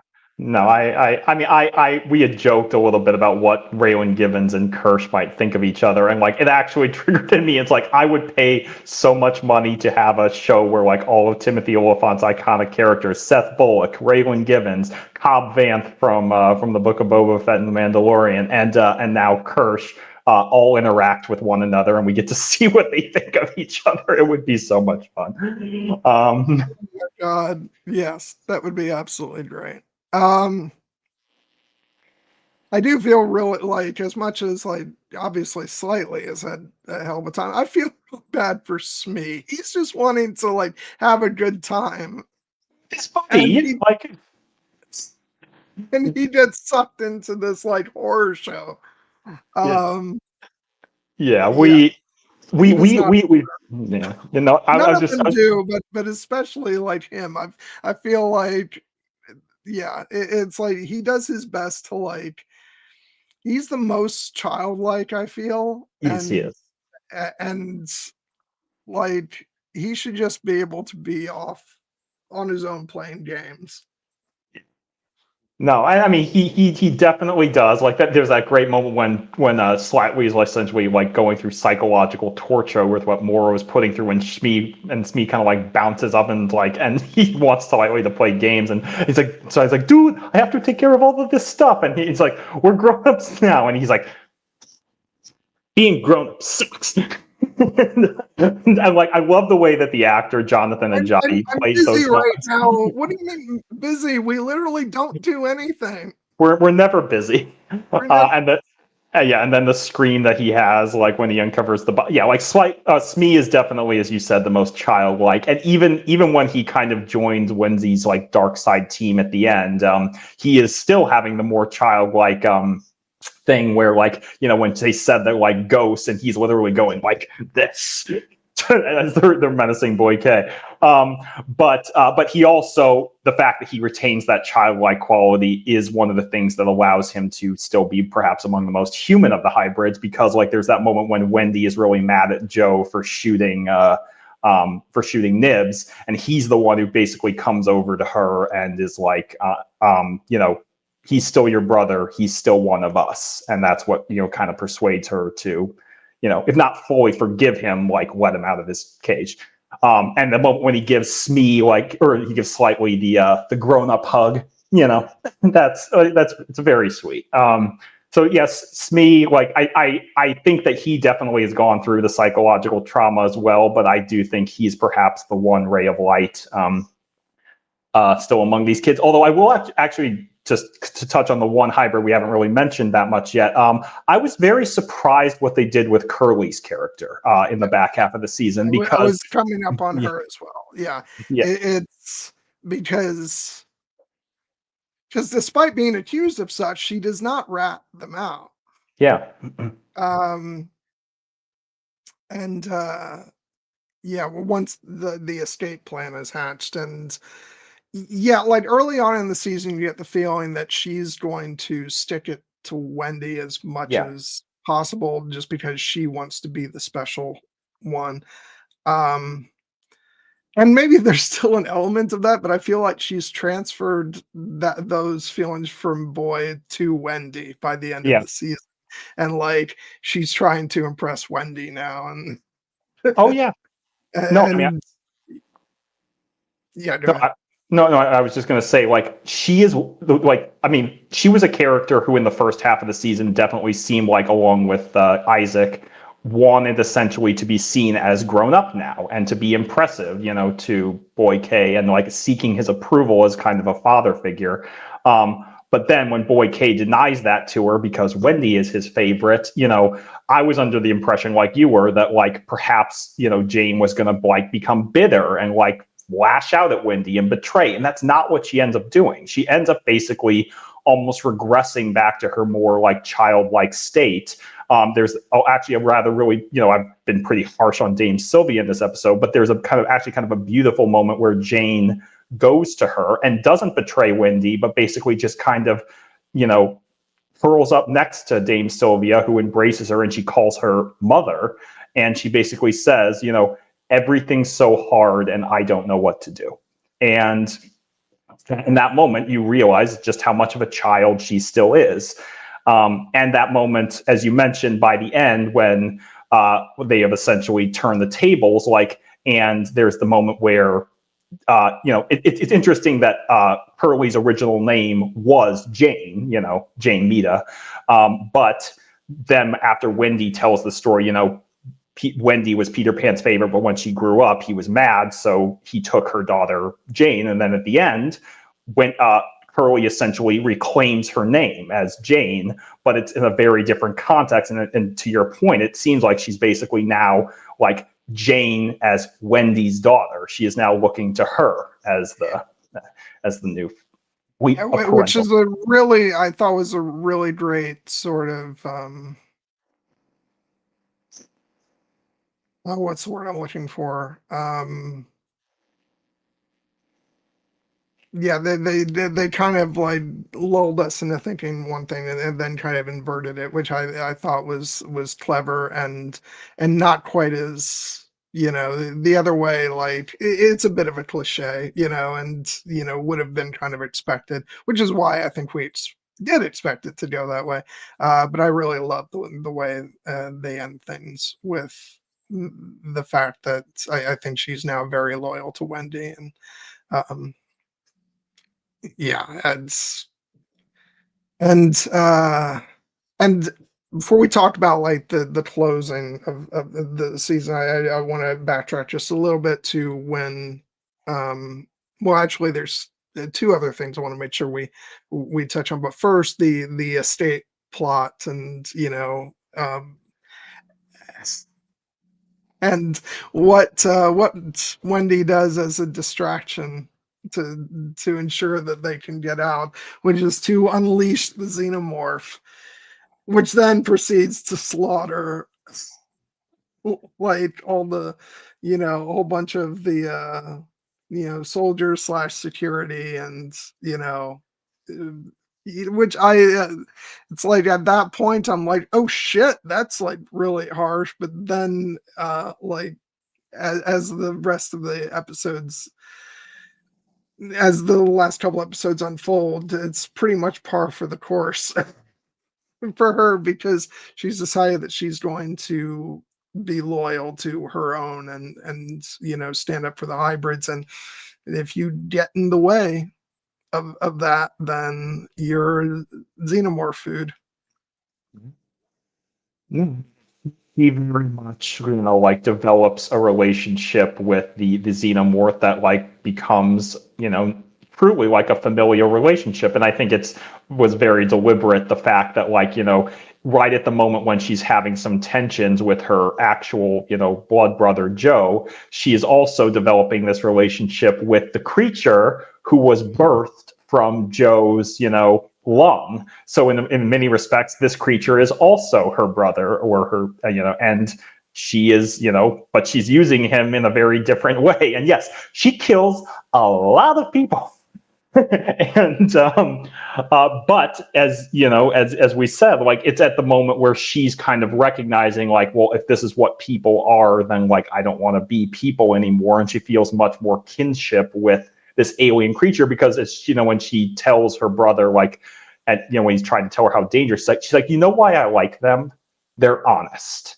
They're honest about their feelings, and they're just trying to survive. Very much evokes I don't know which species is worse. You don't see them fucking each other over for a percentage. Exactly. Yeah. Noah Hawley, in fact, called that line out again in that Alien Earth podcast that he did on the finale. That like that was really kind of a big guiding line of like, and the fact that the finale is titled "The Real Monsters," with the implication, of course, being that perhaps the real monster is humanity. Yeah. But I think the aliens still qualifies as monsters in their own way. But it is I don't even think that the hybrids are exempt from that as a no, potential. I think that actually that title is quite ambiguous. I think it you did. could say get a It is. number of. Yeah, no, and because also, like, I mean, in kind of it's a very, these kids, these hybrids are kind of like a Frankenstein's monster kind of creation in a certain way, and it is telling that like as they are ostensibly, transcending, humanity and becoming something more, something greater, they are also starting to indulge in some very human, kind of characteristics of like what we think of as the dark side of humanity, like the like this, essentially the search for power. I consider it like kind of an awesome like fist pumping moment, and we'll get into the end. But like, ending this season on Wendy choosing to say, "Now we rule," it's like it's telling that like this she's not going to be a benevolent dictator of this island. inescapable. Like none of us in our circle can help but draw a parallel between her and Daenerys with Yeah. that line. Um, which we could get into a whole thing Oh, about we could. that people might disagree with us, Yeah. but Oh, yeah, I'm sure. yeah. Um, but so yeah, no, I just had like I loved everything with the xenomorph and her speaking to the xenomorph and having it slaughter all people in their way. Like it's truly disturbing and like I should be more freaked out by it than I am. But it's honestly like it's really fun seeing like the xenomorph be aligned with our quote unquote protagonists, for the show and like getting to like and again, reminder that this is fiction. We all know it's fiction, so we Yeah. kind of are allowed to leave a certain amount of morality at the door when watching something like this. But there is a sort of sense of glee of watching her dispatch the xenomorph Yeah. people in her way. Of course, of course. We come to the Alien franchise for many things, including like deep questions about, the true nature of humanity and what makes a monster. But we also come to it for the visceral thrills of watching the xenomorph kill people. We got Yeah. that in spades. And I don't think we've ever been allowed to feel quite as good about it as we have with this show. Well, Maybe except maybe when the xenomorph ate Burke, that would probably I be was the. just about to say that. Yep. Um, And also, it goes back to like earlier in the season, even before we get a xenomorph that's in lead with Wendy, but that first xenomorph, not yeah, I don't know if it's quite it is the first one, uh, who takes out that party full of rich elites Oh with yeah. their costume party. It's like, yeah, I don't feel so bad about that.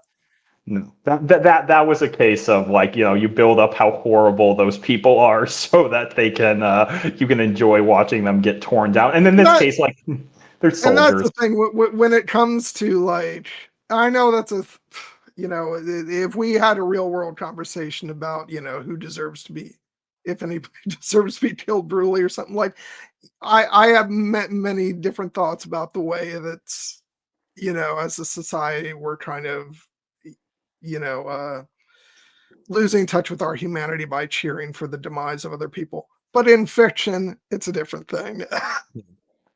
And I'm willing to be a little bit of an awful person. Yeah. Yeah, of But course. And like we wouldn't be able to have fun with a lot of this stuff in anyway. If we couldn't, and recognizing that like even though the individual soldiers that Wendy is taking out like are probably just grunts or they are still working for this big evil corporation. So like they're basically stormtroopers in this context. so in the spirit of watching entertainment, I'm like, sure, wipe them out. Yeah. Um,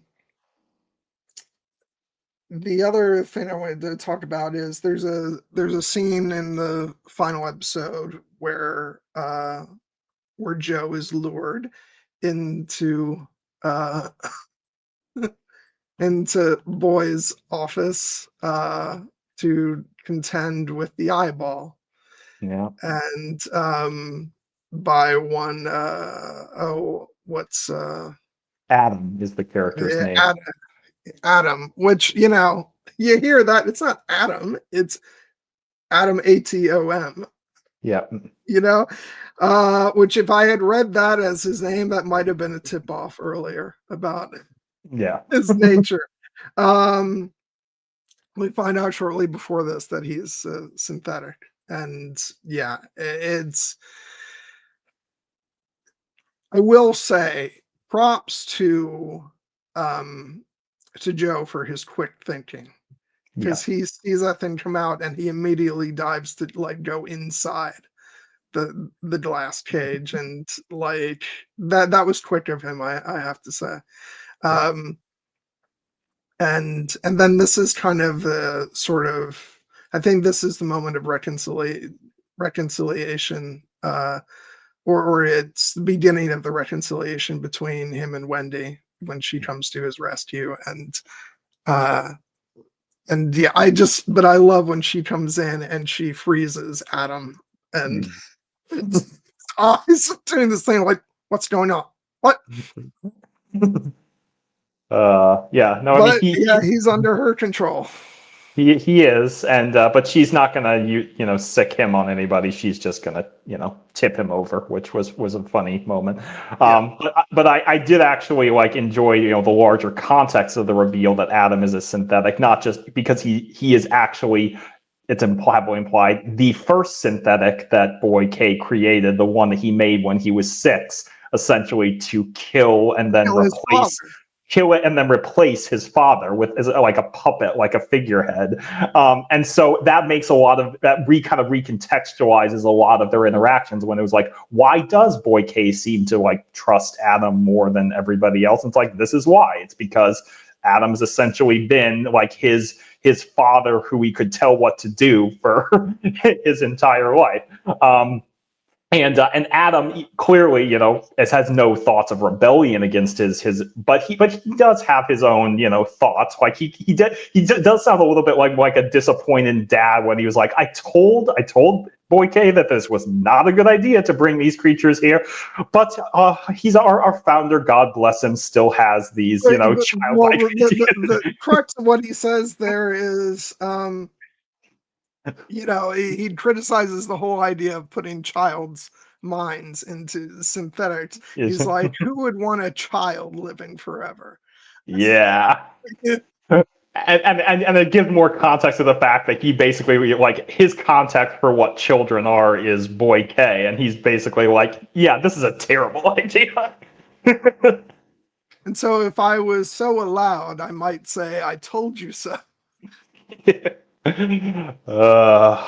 Which is like, I wonder what his little tick of like annoyances with Boy K, because we know with Kirsch, it's like like a slight smile or smirk. Um, when he wants to say basically "fuck you." Yeah. But yeah, it would be interesting to know if Adam has something similar, because he obviously has his share of disapproval of much of what Boy has done, but it's beyond his programming to actually do anything about it. So I will be interested to see if, because he's in the cage at the end. So like we're not done with him. So that's good. And speaking, you alluded to this earlier, speaking of characters that we're not done with, poor Arthur, just like he's taken over by the eyeball, and we're gonna have zombie Arthur next season. And I'm like glad that the actor's gonna still have a job next season, but it's just gonna be awful just to see him like that and with no semblance of who he was. Yeah. So yeah.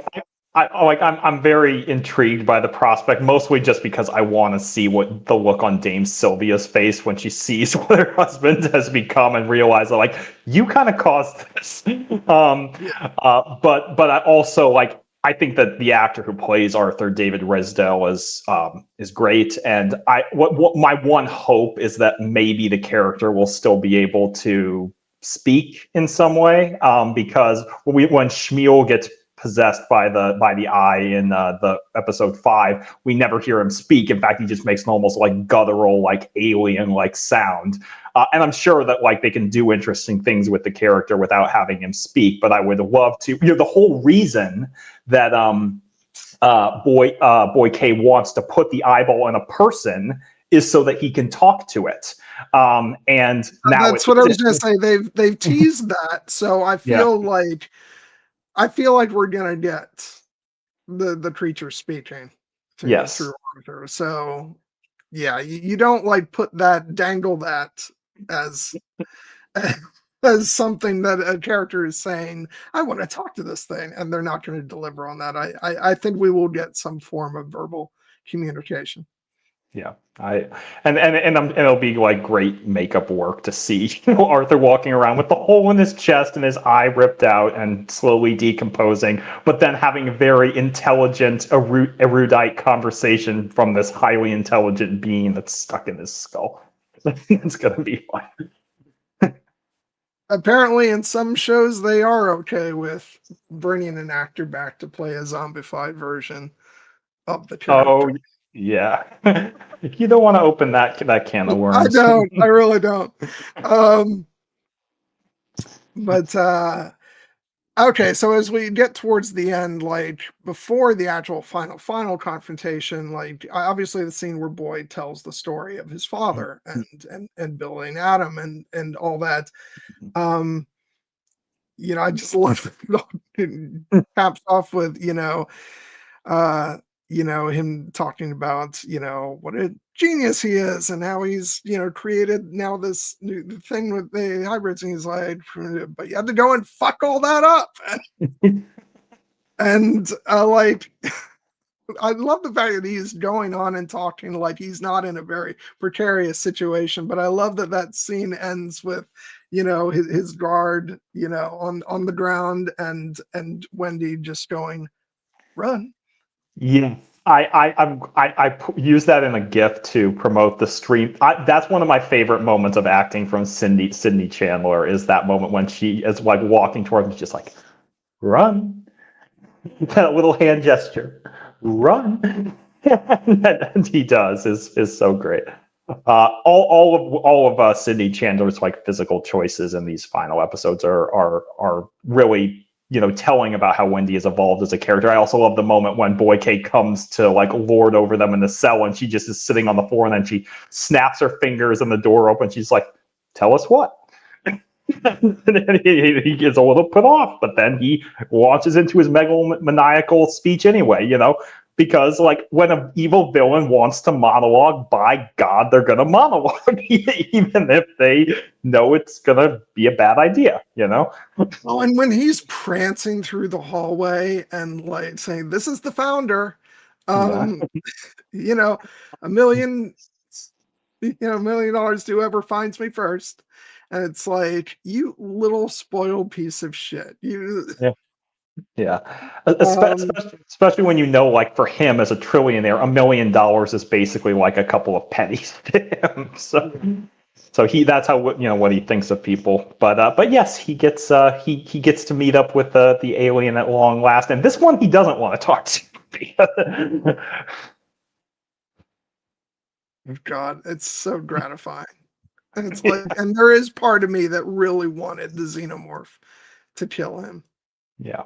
Just because, again, he deserves to die in a very gruesome manner, and it would be fitting for like, because he has like not been concerned about anybody's safety or anything in the face of the aliens all season. So it would be incredibly fitting for the xenomorph to be the one to kill him, and maybe that will still happen in the future. But for now, no, he's going to be locked up in that cage with the two xenomorphs crawling Yes. outside. Um, and that whole final scene, just the collection of all these people. Kirsch with his back broken can't do a damn thing. He's just lame. Yeah.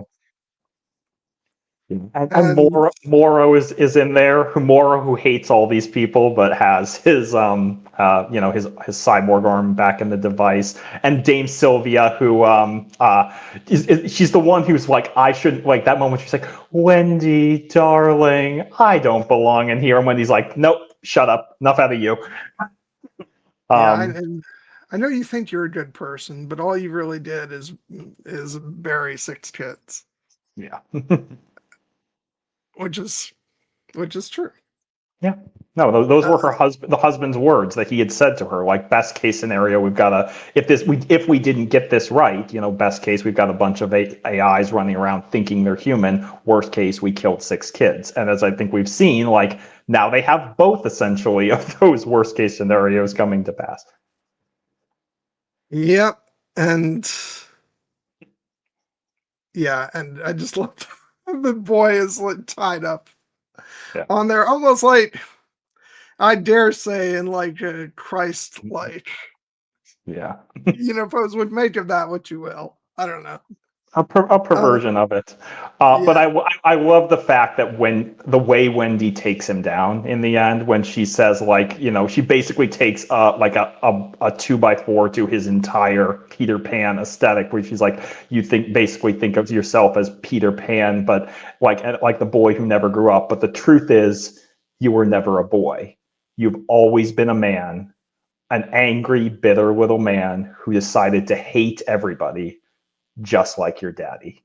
And again, in that moment, the fact that Boy K literally can't say, he's like, "You're going to let her talk to me like that," is so great. and he looks at Adam, and Adam can't even move because Yeah, yeah, he's under Wendy's control. yeah. And I love that, like, for all the shit that we've thrown Dame Sylvia's way, I love the fact that she is smiling Yeah, during that exchange. She is more than happy for Boy to be taken down. yeah. Oh Essie God. Davis is so wonderful. Another Game of Thrones Yeah. alone. Yeah, and that's the thing. Like it's like we've talked a lot about her character, but like Essie Davis's performance is so fantastic because and we want to like Dame Sylvia because of that, but also she's, as we've established, she's done horrible things that she believes is her trying to do good and do Yeah, right by the kids, but she's just wrong. And there's a lot of self-deception there, but because of Essie Davis's warm performance, we still want to like, and that's why a moment like when when Curly, goes to see her and basically, no pun intended, curls up in her arms and yeah, and calls her mom, that's why that a moment like that still has resonance yeah, because, again, for all that we've said about her, like I don't think Dame Sylvia is a quote unquote villain. I think she's deluded herself a lot. And yeah, unfortunately she's done evil while thinking that she's doing good. And yeah, uh, she's definitely one of. I mean, I'm interested to see where all these characters go, but I am very intrigued to like see what her evolution is moving forward. yeah, If she's going to have a chance to sort of redeem herself a bit, but yeah. I think that would require an acknowledgement on her part of exactly what she's done. Yeah, I know, and that's one of the reasons. Like, I'm actually very glad that like the finale, even though it was very bloody in terms of like body count, like we actually really didn't lose that many of the core characters we've been following. Like we still have Dame Sylvia, we still have Boy K, we still have Kirsch, we still have Mora, we still have Adam. Like all of these characters who are now going to be the prisoners of the Lost Boys, like they essentially are going to be there, like have their opportunity essentially to reckon with what got them in this situation, and are they going to evolve or change in any way, or are they just going to double down on who they were before? And if it's the latter, then they're probably eventually going to be toast. But if it's the former, then that could make for some really interesting character drama.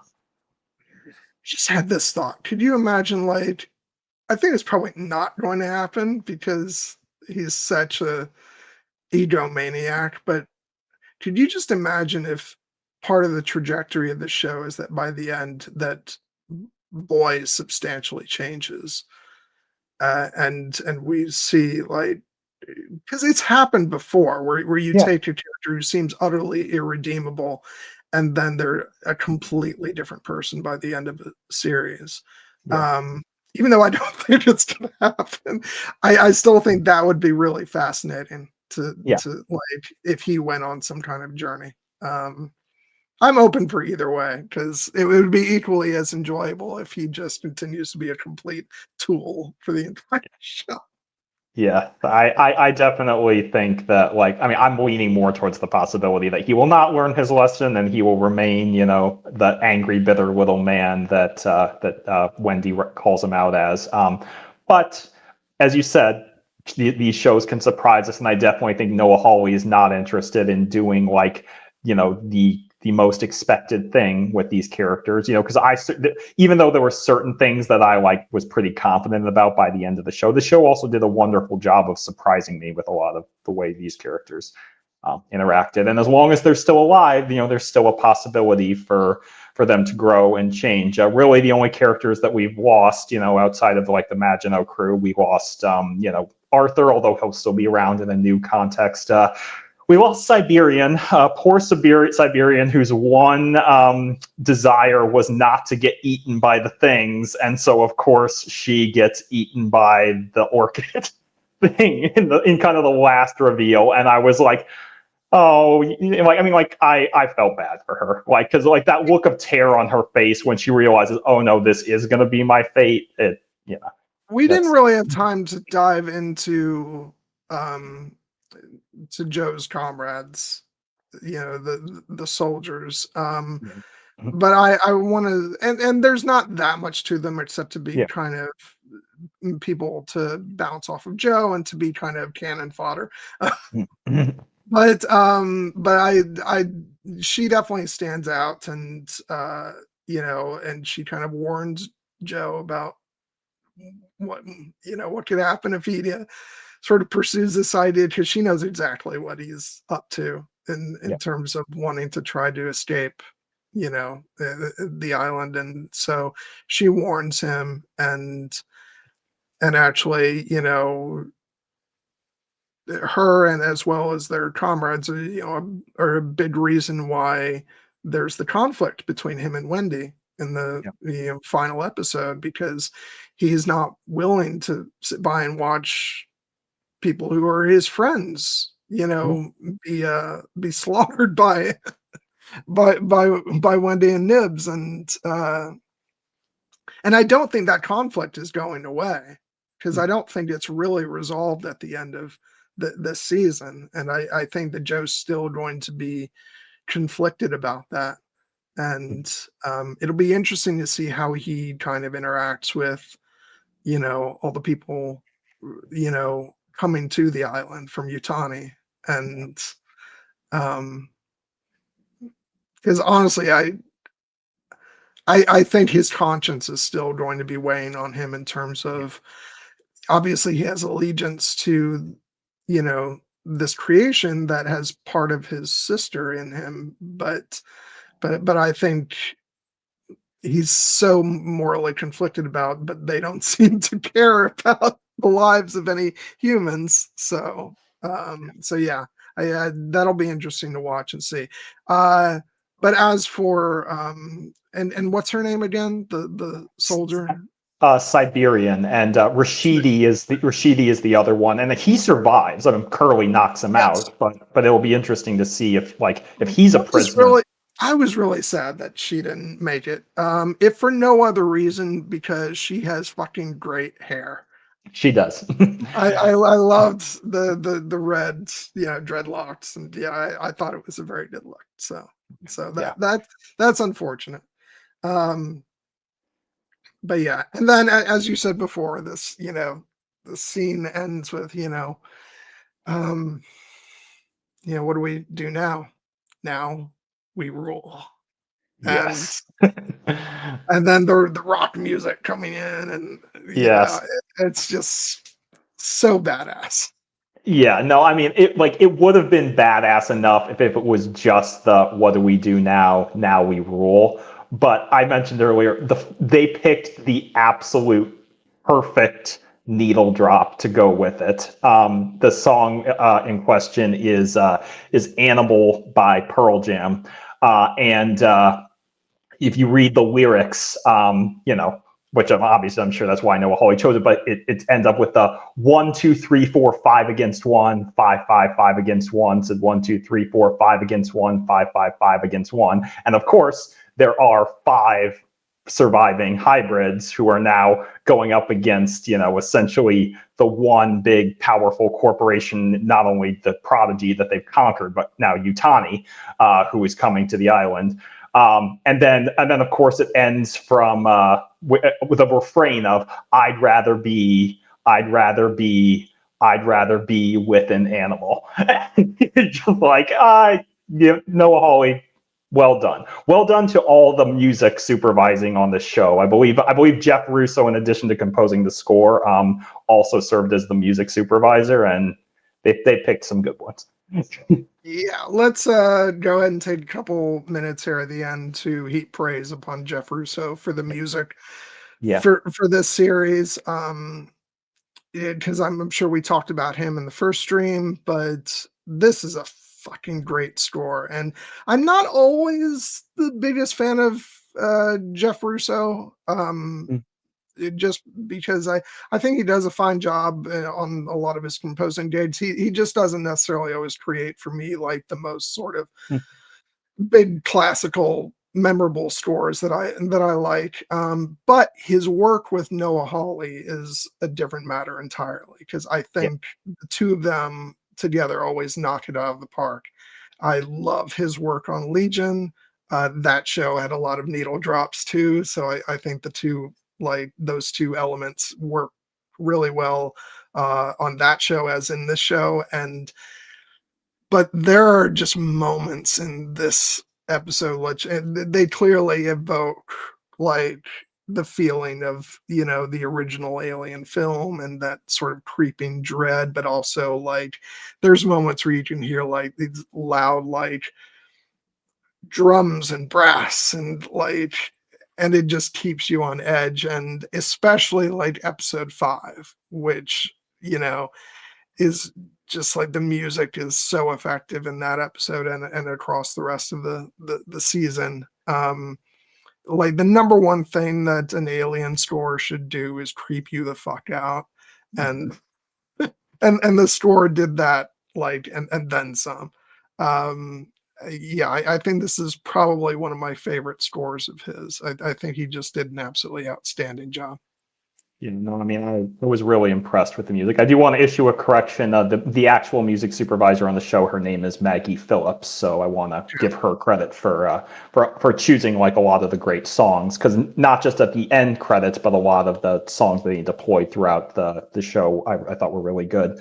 But yeah, in terms of Jeff Russo's score, like, obviously one of the great conceits about the original Alien scores is like how relatively like minimalistic they are, and how like a silence and the environmental sounds really kind of carry the weight. And then when the score comes in, it's usually very low and ominous, and then when it does explode out, like it's a big moment. And I think the show did a very similar thing, where like the score is not perhaps a score that like some of our favorite scores that like you put it on and you listen to it and you're just like swept up by the beauty and the power of the music, but as a complement to what's happening on screen, it's incredibly effective. Yes. I actually had that exact thought as I was watching, where this isn't something that I'd toss on the CD and and just listen to, but as part of the show, as part of the construction of the episodes. And I think it's just absolutely perfect for it. Another technical aspect that I really wanted to highlight about the show is the editing. Yes. Particularly the way it, they use dissolves throughout the show to really put you in the headspace of the characters, because that's not a typical thing that a lot of shows do. Often you'll just see straight cuts from sort of scene to scene to scene, and there is that, but there's a lot of dissolves in between, like characters in different places within the same scene, and like voiceover, and it really kind of creates this sort of feeling that you're inside these characters' heads and they're really sort of going through these existential things and questions, and it creates this level of creepiness. Whereas the show will also do simple straight cuts, like in in high tense, like intense action scenes, and I just thought it was absolutely amazing the way the whole thing's assembled. You know, you mentioned earlier Boy's sort of recordings and voiceovers about, you know, from Peter Pan and stuff, and the way that's utilized to great effect. Um, and I think that's like it's a sort of similar vibe that I got watching Legion. I don't know if they do. It's been a while since I watched it, so I don't know if it's some of the same editing tricks, but the effect is kind of the same, where you almost feel like you're in this sort of dreamlike haze, you know, watching the episodes. And I just think it's enormously effective and makes for some really unique television. I think that the editing, like just in terms of how it, is deployed to show us, what's happening on screen, and the dissolve cuts you mentioned is very incredibly well done. But another aspect of the editing I want to celebrate is the pacing of this show, because these episodes are like every episode is at least 45 minutes, and a couple of them are like over an hour. But this show feels like it flies by. Like, I was never bored once watching this, because everything, like, the scenes don't linger too long. Like, they always, know when to cut and move on to the next thing. There's always something compelling happening, and the editing just makes it feel all pretty seamless. So that's obviously a testament to the directing and the writing too, but the editing is, it's a really strong work. Yeah, absolutely. And I don't want to belabor too long, but obviously, you know, I had, you know, it shouldn't go unsaid that a big part of why this show is so amazing, in addition to the storytelling, is and by the way, like we've, you know, been talking about like the characters and events. I want to like mention that you know, the writing and direction of this Yeah. show is absolutely top notch. I know that like sometimes like science fiction doesn't get praised for, you know, writing, unless it's in the case of Andor or a show like this. But it's just, you know, and I knew this going into it, with it being a Noah Hawley show, that it was just going to be excelling in that regard. But you know, the Alien franchise doesn't always get great strips. No. It's not always the thing that's consistently great across the franchise. Sometimes the scripts are really good, but I think that this is an example of like where it's just an expertly written, directed, and crafted series. And yeah, just want to make sure I address that. And then obviously you know, the art direction, set design, the cinematography, especially. Just, I mean, the look of this show, like I said, it's so evocative of the original Alien, but also, you know, has a look that's unique but it fits right in with that Ridley Scott Alien Blade Runner aesthetic that that I knew when Noah Hawley was announced for this. I knew he was going to deliver the same way that I knew when they announced that Denis Villeneuve was doing Blade Runner 2049. I said, "Oh yeah, he's got this." And so it was the same thing here. And I just think from top to bottom, the show looks, feels, and sounds absolutely incredible.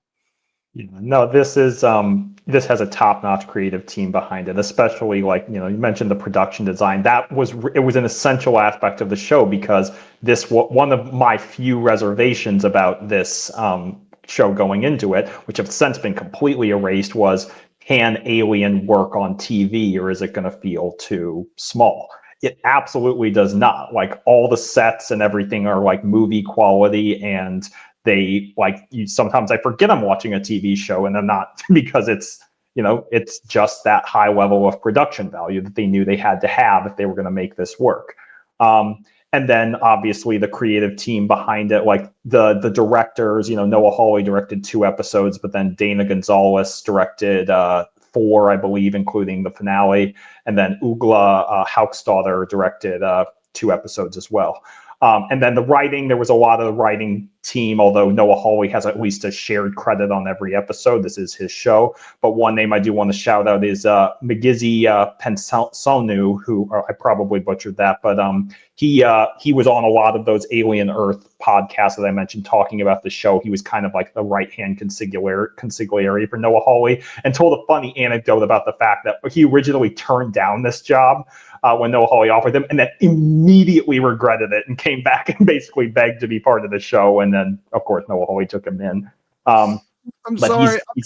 I'm going to call you out right now because you just reminded me of the movie Analyze This, when Billy Crystal is trying to pronounce, he keeps saying consigliere, and then he's corrected, consigliere. Yeah. I will take that. I will take that. But yes. And I was so focused on pronouncing McGizzy's name, I forgot to pronounce consigliere. But then in terms of just in terms of like the overall vision for the show, like this is Noah Hawley's show through and through. And I think that as of now, it probably stands among like my favorite work he's ever done. And of course, he still has hopefully a couple more seasons to play with. But like I would put this up against any season of Fargo. And granted, I have more affection for the original material, the Alien franchise, than I do for the original Fargo movie. But those shows were very brilliantly constructed, and I think that this one is definitely on the level. And I know you love Legion. It's one of your favorite shows of all time. I still haven't seen that full show, but I definitely is going to get me inspired to want to watch more Noah Hawley stuff. So we will do some Legion streams in the future, just like we're about to do Outlander, and that's how you'll finally watch it. Maybe. Okay, so and as we kind of wrap up, we've talked a little bit about things that are sort of lying ahead, but what sort of big picture sort of either theories or wishes do you have for season 2 of this show? So I have a couple. One, I'm just going to be very excited to see what Wendy, as effectively the queen of the new alien queen, is like as a ruler. Because it's the classic staple about the show we love, Game of Thrones, that like winning the throne and keeping the throne and ruling are very different things and very different skill sets. And Wendy obviously was brilliant in essentially taking the throne, but now she actually has to rule. And her first big immediate challenge is going to be the fact that that Yutani is coming to the island with a full force to essentially take the creatures back. And so I expect one of the dynamics we're going to get very early on in the season is seeing Yutani arrives expecting she's going to be facing down with Boy K, and Wendy's going to be there and basically like, oh no, you're going to be dealing with me now, because I'm not letting you take these alien creatures to go and be experimented and tortured on. And so that's going to be a really fun dynamic to see the two of them face off now. And then, of course, there is the kind of the fractured dynamic of that you had mentioned earlier about what happens with Joe, because Joe is essentially like has been adopted into the Lost Boys. They're like, you're cool, you're one of us, you're human. But it's very clear that he still thinks that he still sees himself as human and thinks of himself as human, and is probably, even though I don't think he's going to side with like Yutani or anybody, he definitely still sees himself as on the side of humanity, and he is not comfortable with how at ease his sister is with the aliens. So I do think there's going to be something that will kind of drive him into a little bit of a rebellious, angle. And it'll be interesting to see how Wendy deals with that. Is there a point when, because I do believe she still loves her brother as he loves her, but is there going to be a point where she feels like, oh no, you have actually truly betrayed me now, and I no longer think of you as my brother, I think of you as an adversary. And at what point does he ever get to that point? So it'll be, that's obviously there's a lot of rich drama there. And then, as I mentioned, I'm kind of interested to see how the captives, the characters who are in the cage, evolve and change over the course of their captivity and when they escape. And then the rest of the Lost Boys and how they kind of deal with kind of the psychological fallout and the trauma, because right now they're very much aligned as a unit. But as these types of shows tend to show, eventually there's going to be cracks and formations and fissures that form, probably from some unresolved issues that they have not addressed. And that's where Wendy's little perfect kingdom will be challenged. And as I said, will she rule, compassionately and wisely and measured, or will she be essentially a tyrant? Or we'll have to see. Yeah, it's easy to look at the sort of badassery of, now we rule, and think of, like, the hybrids as, this now unstoppable force, but they're actually still a bunch of heavily traumatized children. Yeah. And so it'll be interesting to see, like, I mean, physically they're exceptionally strong, so that gives them the upper hand,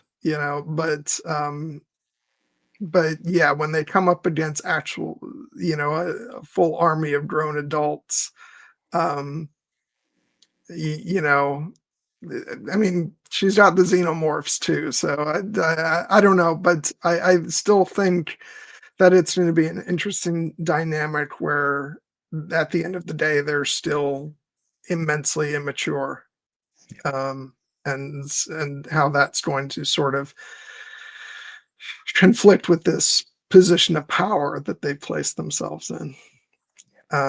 Because also that means that it'll be very easy for them to conflict with each other. Um, and you mentioned it though. I'm really looking forward to seeing the confrontation between Wendy and Utani. That's going to be a fun showdown. I can't wait to see the two actors face off. The actress playing Utani is Sandra Yee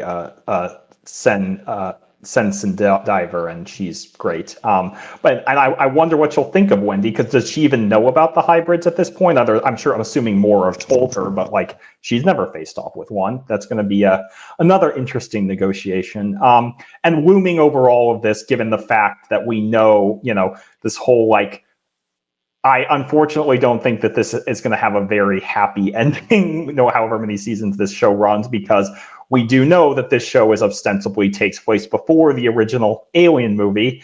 And we know at the time of the original Alien movie, the Weyland-Yutani Corporation is still very hell-bent on getting their hands on an alien, because it's pretty clear they don't have one.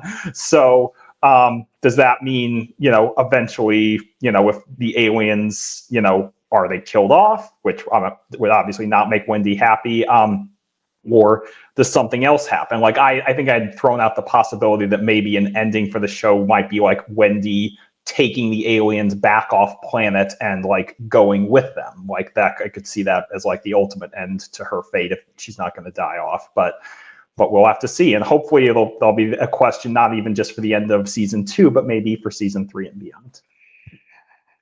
And maybe in a future movie, we can get her and David and some other characters meeting up. That would be fun. I would actually really like that. I'm not like, I know they're kind of moving away from that part of the series, but like I'm not giving up on David returning to the franchise, because I find him one of the most fascinating characters across all the films. So like I'm hoping that they find room for him in future projects. I mean, I know they're spread out by a couple of years, but I would be in support of basically Alien Avengers edition, where we get like all the surviving characters from the different franchise, like David and Rain and Andy and now Wendy and whoever makes it out of this show, and hell, even throw Ripley in there and to kind of get essentially have all these characters bounce off each other. I doubt that will ever happen, but I'm hopeful. that we will, at the very least, see more of these characters going forward. My just in closing, I'm gonna say that I am absolutely in love with this show. It's honestly like given me everything I could have ever dreamed of because we got the delicious fan service that I've kind of always wanted. And I'm using that not in the way that most people use it. I actually think that when done correctly, fan service can be a beautiful thing because it's actually kind of giving, you know, if you take the most basic definition of it, it's giving fans something they would like to see. And I think the show very much did that while also charting its own path and doing things that like are, I think, vastly different from what we've seen elsewhere in the franchise. And so I think we got the best of both worlds with this first season of the show, and I expect the show to embark on even bolder new territory as it goes on. And I'm so excited that we know it's moving ahead with the second season.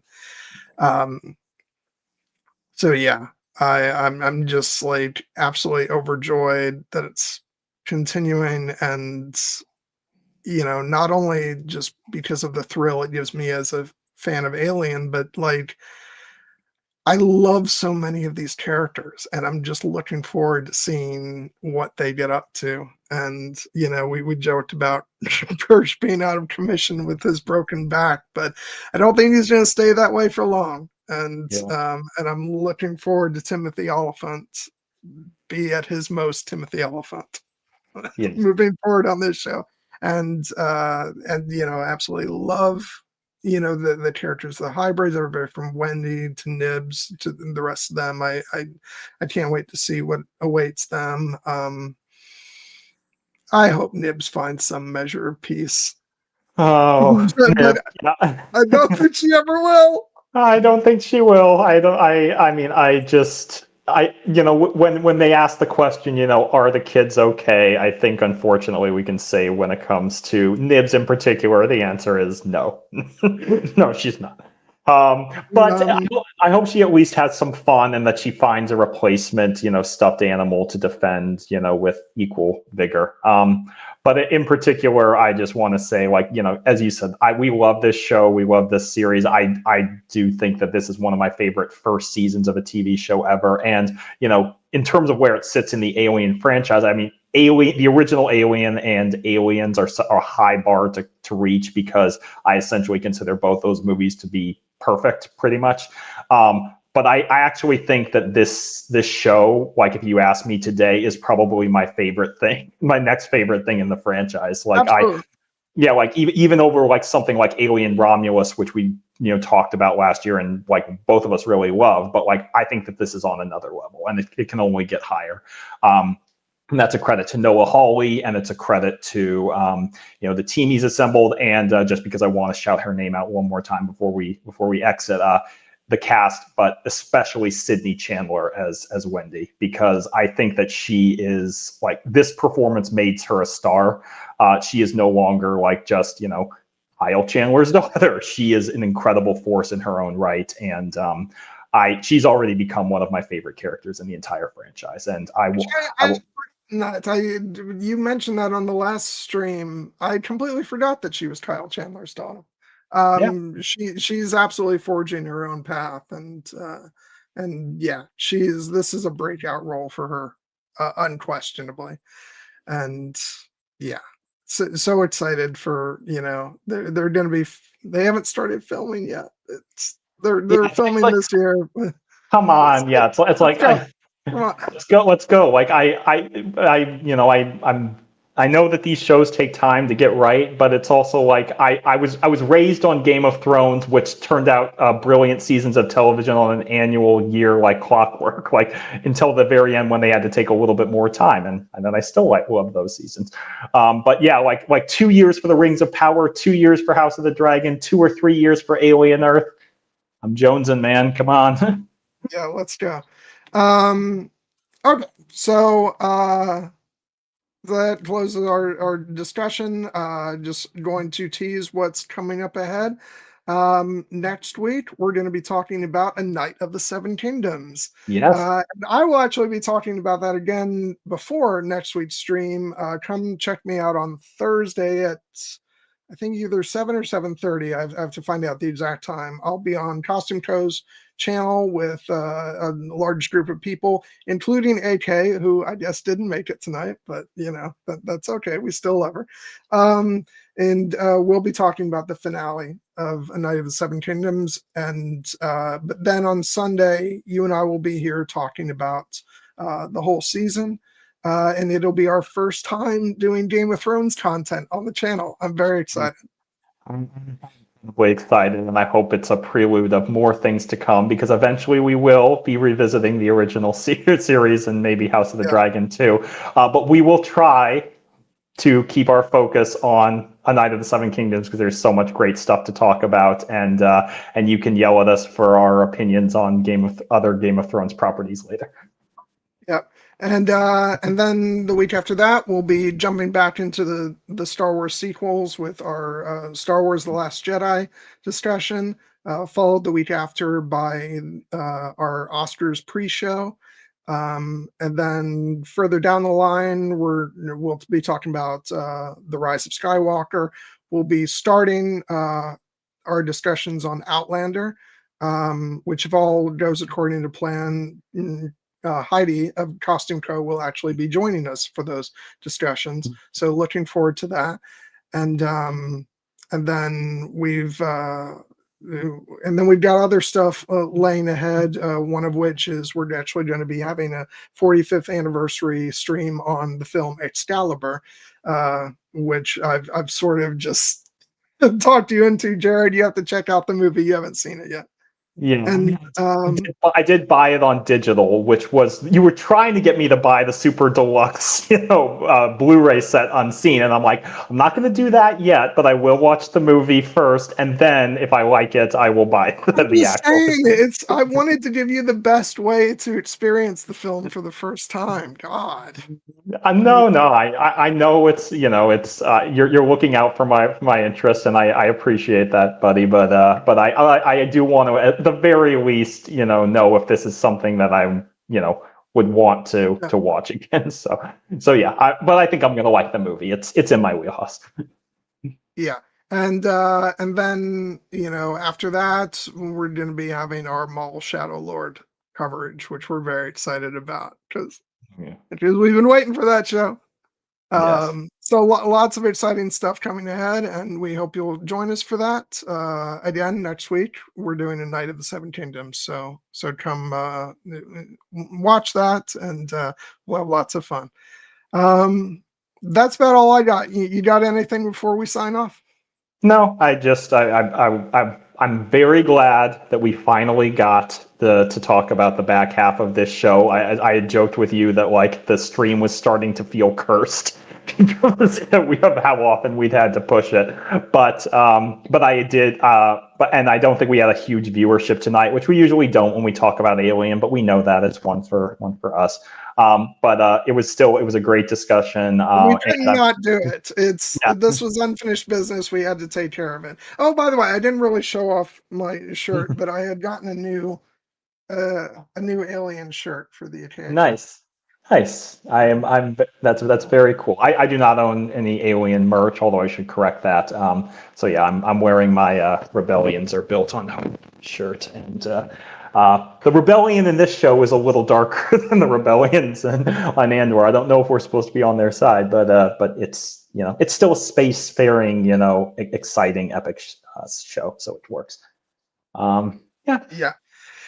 So yeah, we will see you next week, and until then, we will be here, and in our place of strength, and now we rule. Now we rule, and remember, don't fuck with Mr. Strawberry. Nibs will come for your neck. All right, see you guys. Bye. Bye.